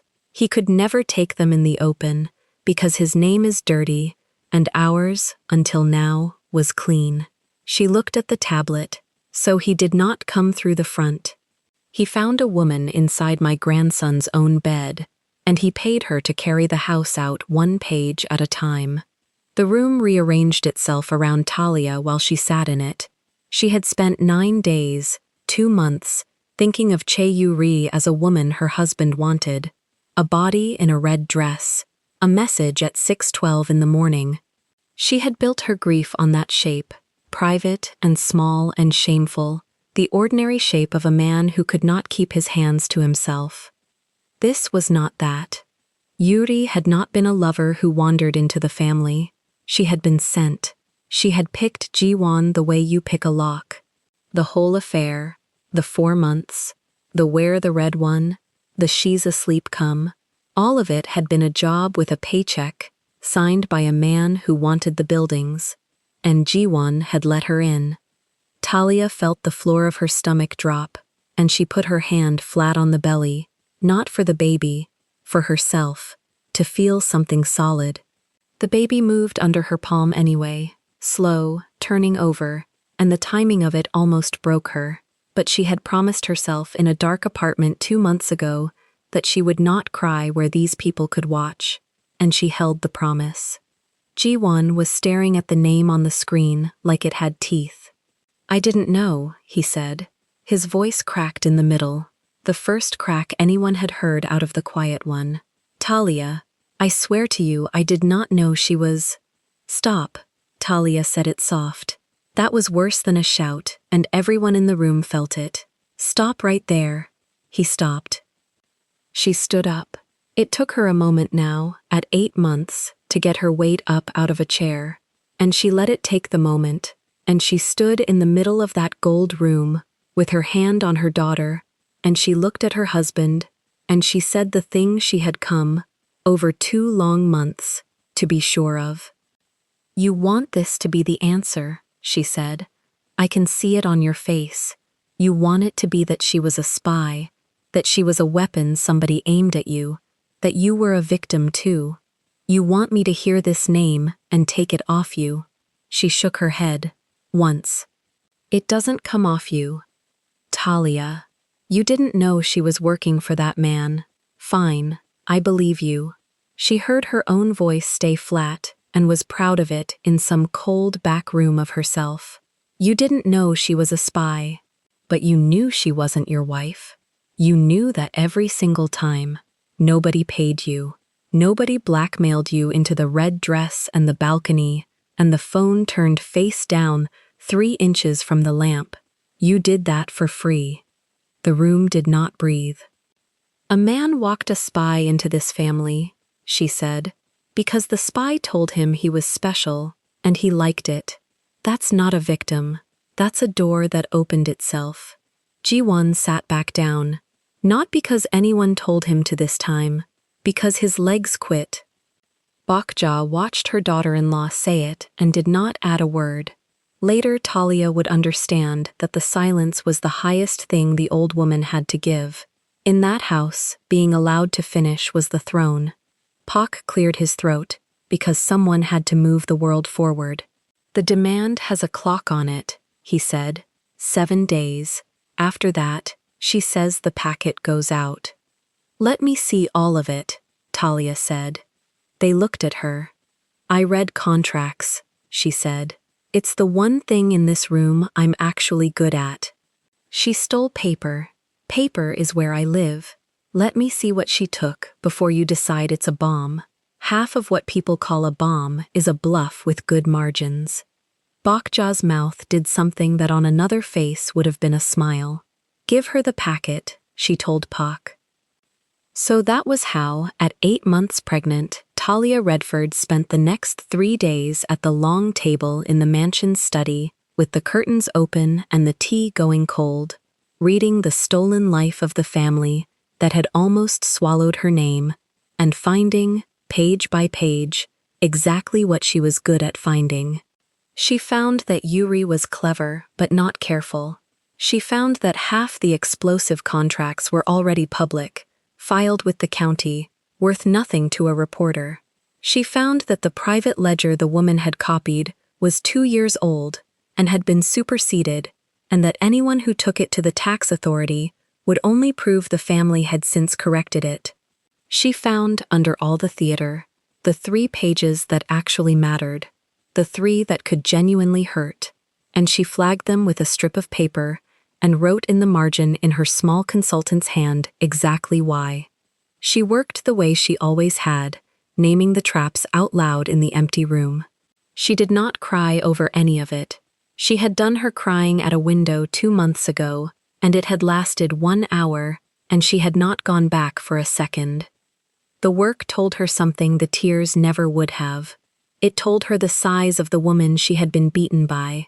Yuri had walked into the 9th floor with a smile and a job title, and she had memorized the whole architecture of a family, while everybody watched her fetch coffee for the partners.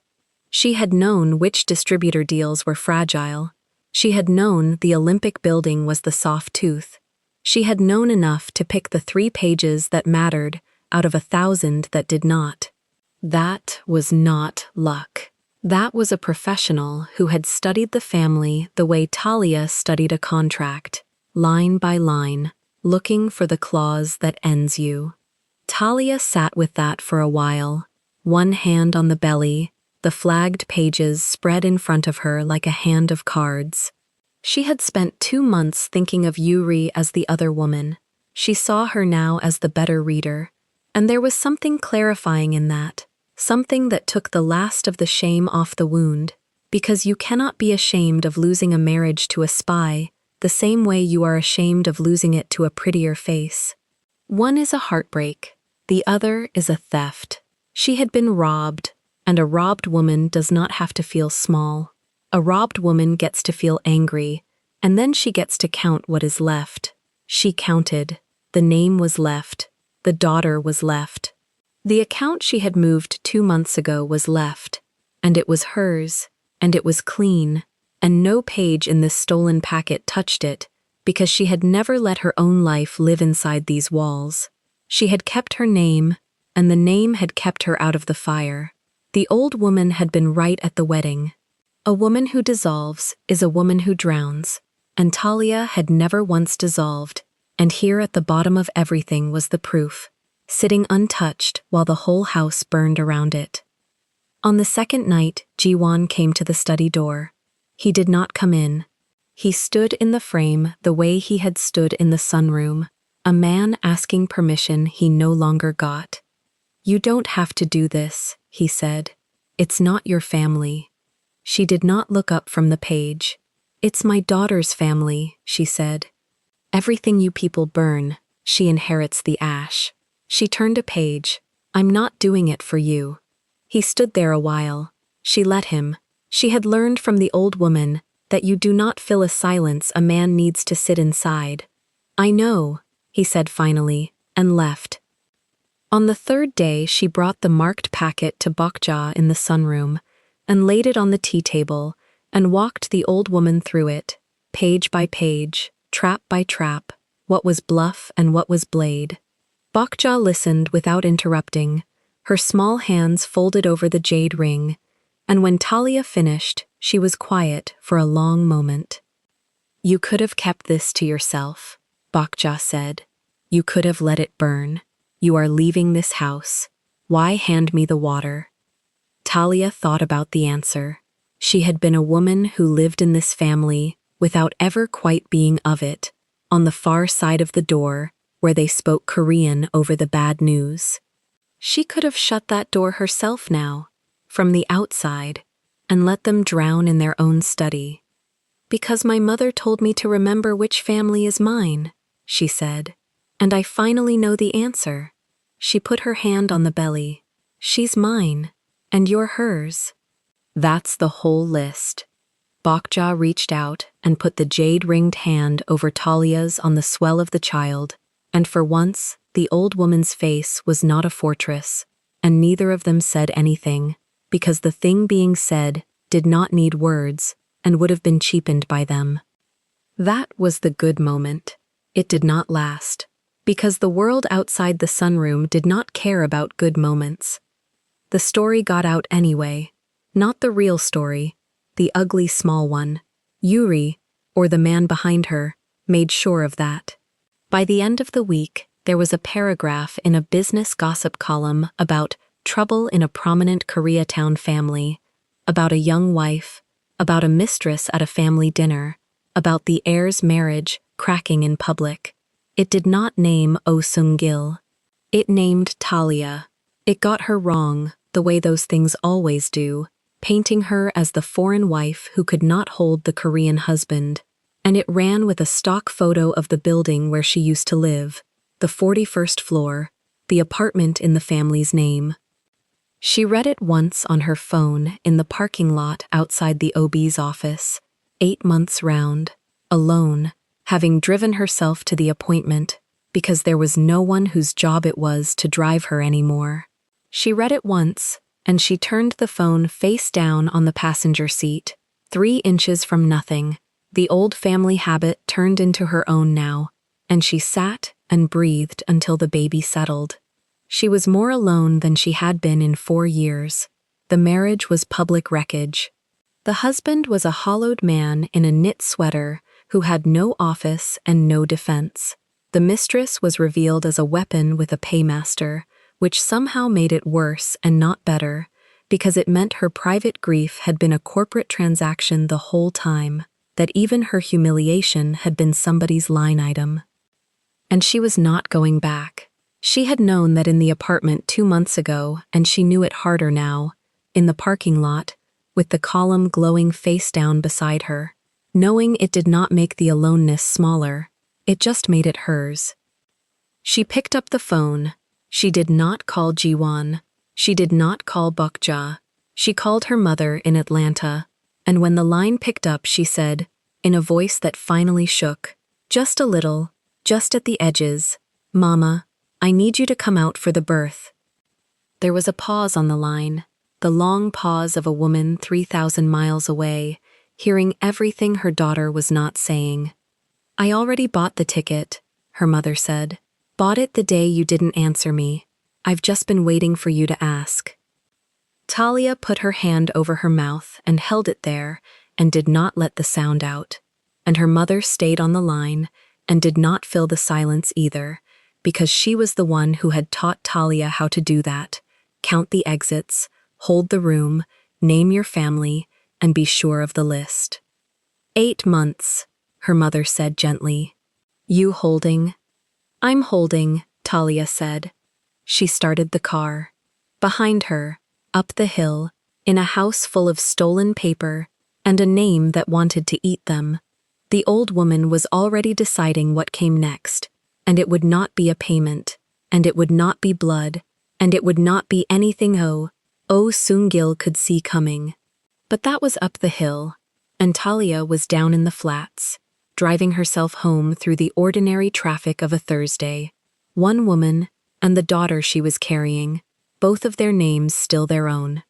She did not know yet that the real test had never been the mistress. Neither did Jiwon, only the old woman, alone in her sunroom with the cold tea and the 3 flagged pages, had started to see the shape of it, and she was not telling anyone, not yet. The pear was gone from the tray by the window. Mrs. O had finally thrown it out. It had waited too long, and in the end, no one had decided it was time, and it had simply gone soft and dark and been carried away, and the tray sat empty in the gold afternoon light where it had been. Bokja did not send a knife up the hill. She sent an accountant.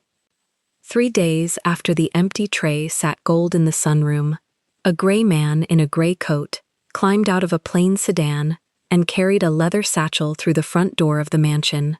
Pak walked beside him.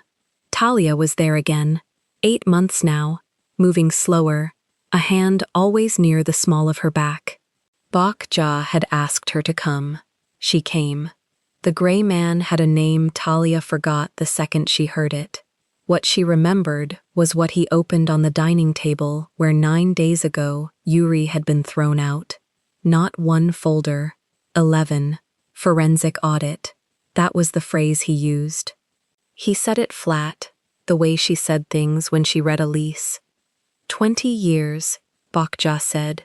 She sat at the head. He built it too fast. A man who steals from everyone leaves a trail in everyone's book. Talia leaned over the pages. She read the way she was built to read. Shell companies stacked 3 deep. A distributor, Soon-gil, owned on paper through his wife's cousin. Contracts signed with dates that could not be true, because the man who signed them was in Seoul that week, and the customs stamp proved it. This is fraud, she said. This isn't a scandal. This is a case. Yes, said the gray man. She looked up at Bokja. You're not paying Yuri. I am not paying anyone. Bokja turned the jade ring once on her finger. I am handing the government a gift. They have wanted this man for years. They lacked the paper. Now they have the paper. Talia went back down into the folders. She had spent a lifetime finding the one line that ruins a man, and here were 100 of them, laid out like a menu. A distributor invoice for goods that never shipped. A loan from a bank Soon-gil half-owned to a company Soon-gil fully owned, at 0 interest, repaid never. A signature on a lease dated the 8th of a month the notary was, per her own stamp, in a hospital. He got greedy in the 3rd year, Talia said, tapping a page. See it? Early on he was careful, then it worked, and he stopped being careful, because nothing punished him. She looked up. That's the thing about a man who's never been caught. He forgets what caught feels like. That is why we do not warn him, Bokja said. A warned man burns his books. A confident man leaves them on the shelf. The gray man made a small sound that might have been approval and slid another folder toward Talia. Read this one. Tell me if it's public. She read it. She read it the way she read for clients, mouth moving slightly, one finger tracking the dates. This one's public, County filed it, but this? She pulled the next page free. This one isn't, and it references the public one, which means the public one becomes the thread you pull. You don't need the secret pages to hang him. You need the boring pages that point at the secret pages. Pak, who had watched contracts for 30 years, looked at her a moment too long, the way Bakja had once looked at her across a tea tray. You should have been a prosecutor, he said. I'm cheaper, Talia said, and I tell the truth in one afternoon. Jiwon stood by the window in the dark knit sweater he wore now, the fixer clothes gone with the 9th floor. He had said almost nothing since Pak arrived. He said something now. Let me go to him. The room turned. Bakja set down her cup. Say it plainly, she said. What does go to him mean? Jiwon's jaw worked. I know men. I can make him drop the woman, drop the blackmail, quietly. You mean hands, Bakja said. He held her eyes and did not deny it. Bakja rose, slower than a year ago, but nobody moved to help. Listen to me, because I will say it one time. Her English came out in stones, each one placed. There will be no hands, no car, no river, no favor from an old friend with a shovel. That is the family your father's father built, and it is the family that keeps a leash on all of us until we die. You will not put my great-granddaughter's name on a grave you dug. She stepped closer. You want to fix something? You already had the chance to fix it. You brought her to my table instead. So sit down and watch how it is done by people who do not need to bleed anyone. He sat. Talia watched his hands, empty on his knees. She remembered the instruction from the sunroom months ago, and she did not need it anymore. She could read him without it now. The gray man kept working. Over the next 2 weeks, Talia there for some of it, home for the rest, the baby low and heavy and turning. The paper moved. Not through the family's shadows, through the front door of a prosecutor's office. Bakja knew a judge's widow. Pak knew the clerk who logged the filings. The audit went where audits go, and it carried Seung-gil's name stamped on every fraudulent line. Yuri's blackmail clock ran out and struck nothing. She sent the follow-up email she'd promised, the one that would take everything public. It landed the same morning a business reporter got a very different package, hand-delivered, 11 folders thick, on arrival named Oh Seung-gil. The reporter read the folders. The reporter did not care about a Koreatown family's marriage. The reporter cared about securities fraud. The story that ran was not the story Yuri planted. It named Seung-gil. It named the shell companies.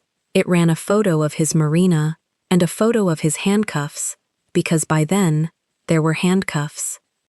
Talia read it in the same obstetrician's parking lot where she'd read the ugly column a month before. She read it twice. She set the phone face up this time. She let herself feel the one clean thing there was to feel, which was not joy. It was quiet.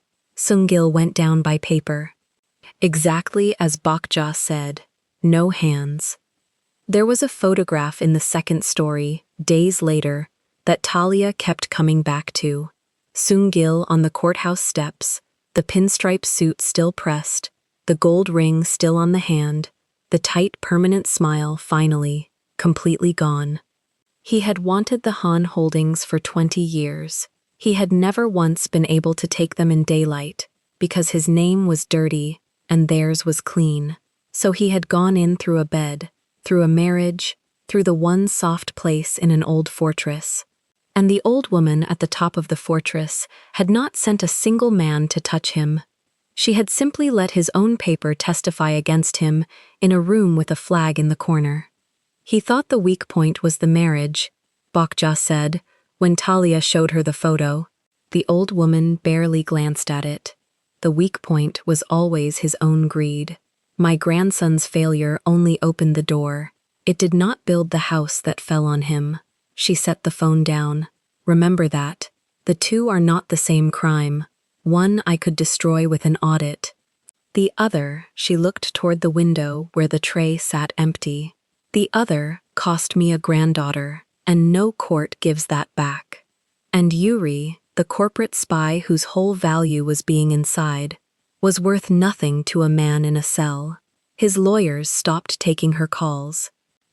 The account that paid her lawyer closed. She had traded 4 years of access and a name she'd worn like a knife, and at the end she was a woman with copies of documents that were now, most of them, part of a public criminal file. Useless. She disappeared the way people disappear when they were only ever a function. The family exhaled. Talia felt them exhale around her at the next Sunday. The cousins loud again, the wives easy, the threat gone from the hills. She saw it on their faces when they looked at her. Relief. And under the relief, a plan they had not said out loud, but had clearly agreed on. The enemy is beaten. Now she comes back. Now the marriage is repaired. Now the story closes the way stories are supposed to close. She let them think it through the soup course. Then she reached into the cognac tote at her feet and put a folder on the table. Cream, thin. She slid it down the wood the same way she had slid the phone across the kitchen island the night this started, months and a whole self ago. Ji-won looked at it. He did not touch it. "You know what it is," she said. The table went still. A cousin's fork stopped. "Everyone at this table just decided I was coming home," Talia said. Her voice was level, unhurried, the voice she used on men who thought a contract meant what they wanted it to mean. Because the bad woman is gone, and the bad man is punished. Because that's the shape it's supposed to take. She tapped the folder once. "It doesn't take that shape." Bokja said nothing. Bokja watched, and there was something in the old face that was almost a smile. Ji-won finally opened it. Divorce. Filed and clean. Her name typed the way it had always been. Redford. Sitting there whole, undissolved, exactly where she'd kept it for 4 years so it would be there for her on the day she needed it. "I moved the money 2 months ago," she said, quiet, only for him now, though the whole table heard. "I kept my name for 4 years. I read our marriage like a contract, and I found the clause. This is me leaving the way I read, with the exits mapped before I announced the exit." "Talia!" His voice cracked on the second syllable. "The spy. Sung-gil." "I didn't. You didn't know she was paid." She did not raise her voice. "I believe you. It doesn't come off you. Nobody paid you to forget who you married. You did that for free, for 4 months, while I was carrying her." She looked at the folder, then at him.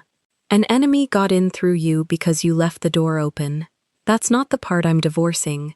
I'm divorcing the man who opened it." He looked at the pen his grandmother's clerk had thoughtfully clipped to the page. Everyone waited for Bokja to stop it. She was the head of the table.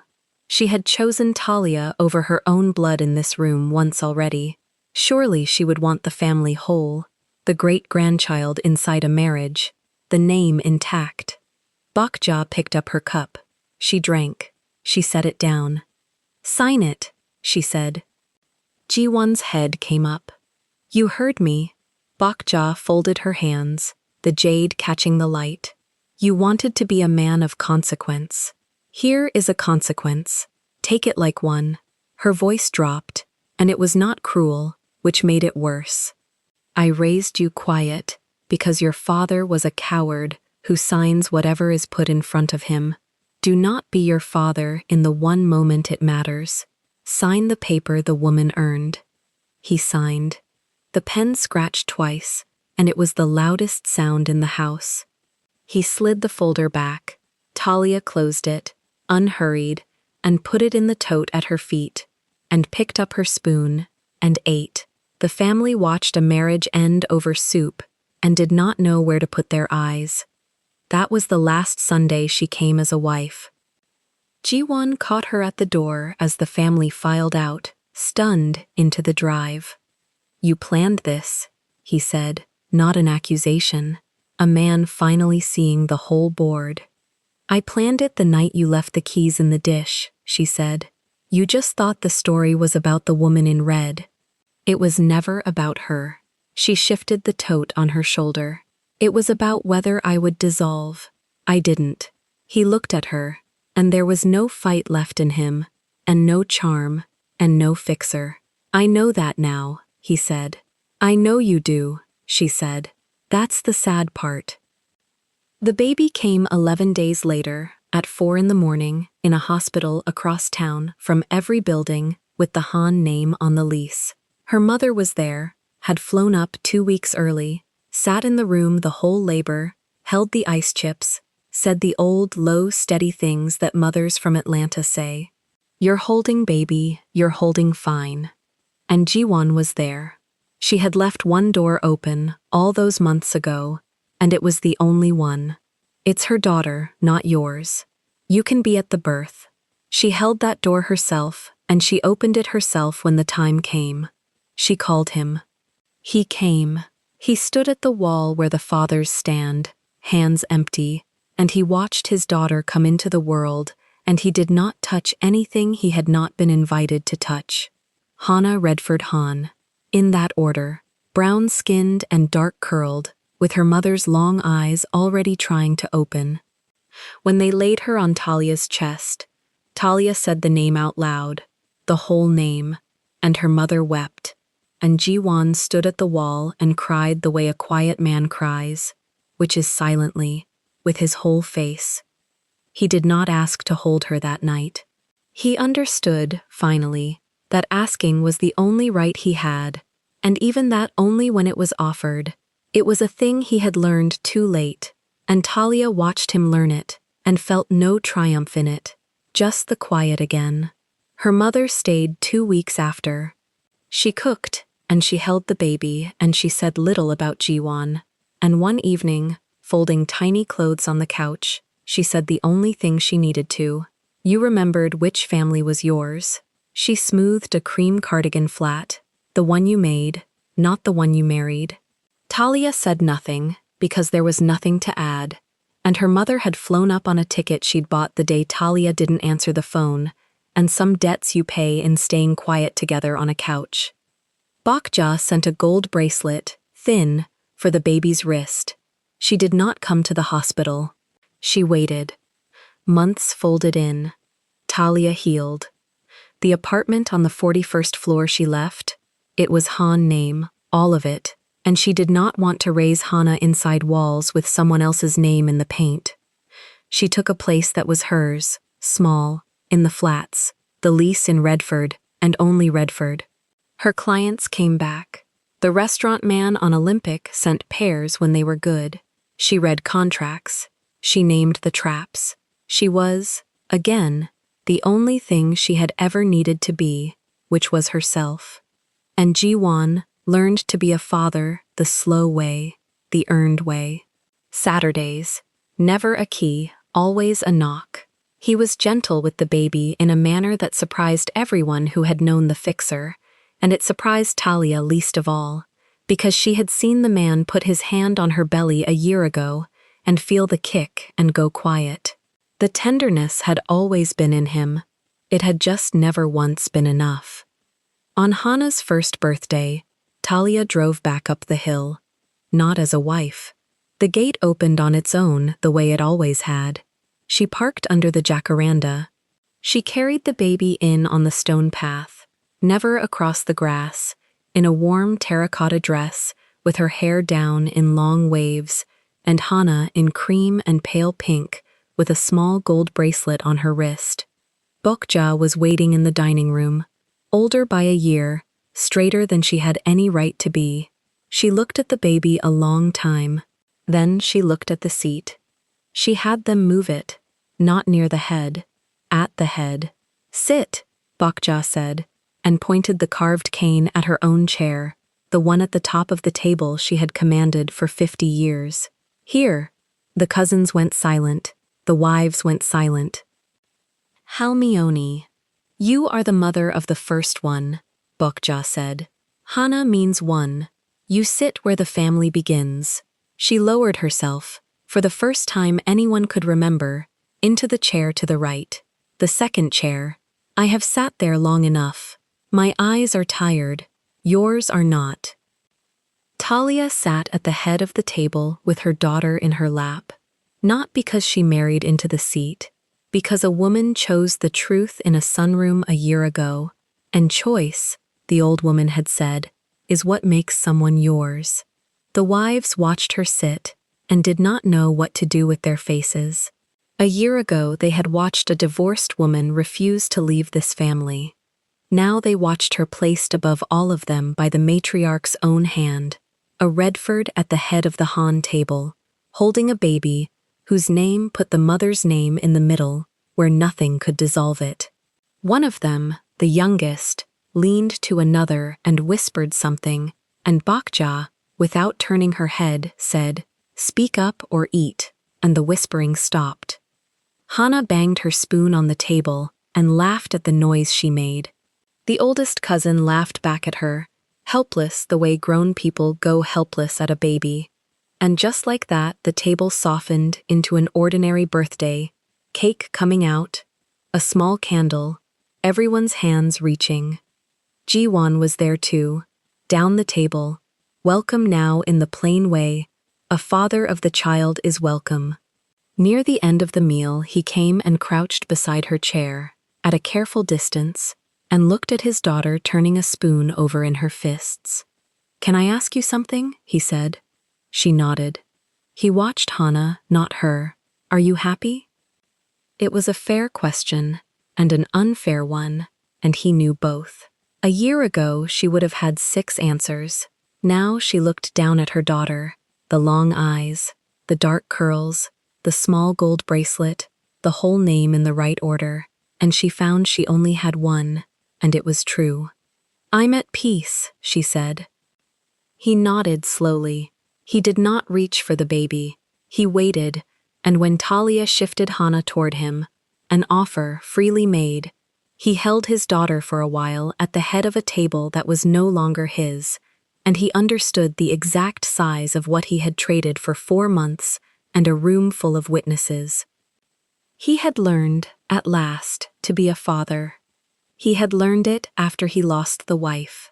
Talia watched him hold their daughter in the gold light of the dining room, and she felt no anger and no wish and no ache to go back. The tray by the window was still empty. Nobody had ever replaced the pair. Some things you let go soft and carry away, and some things you keep. And the whole trick of a life is knowing your own hand well enough to tell which is which. She reached over and took Hana back when the baby fussed, settled her, kissed the dark curls. Across the table, Bakja lifted her cup a half-inch, an old woman's toast, to the only person in the family who had ever come up the hill to inform instead of to beg. Outside, the jacaranda dropped its purple on the stone path she always walked and never cut across.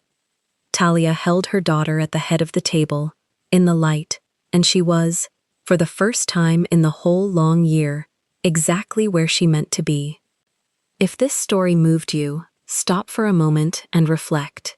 Tell me, K-Fam, have you ever kept your own name and your own worth inside a marriage everyone expected you to disappear into? When the person who betrayed you finally won the outside battle, could you still hand them the divorce papers and choose your own peace? Mark my words, K-Fam. Tell us your experiences and feelings in the comments. We read them all. And if you believe in stories about dignity, loyalty, and motherhood, leave a like, be sure to subscribe to the channel, and click join to become a part of our community and help the channel.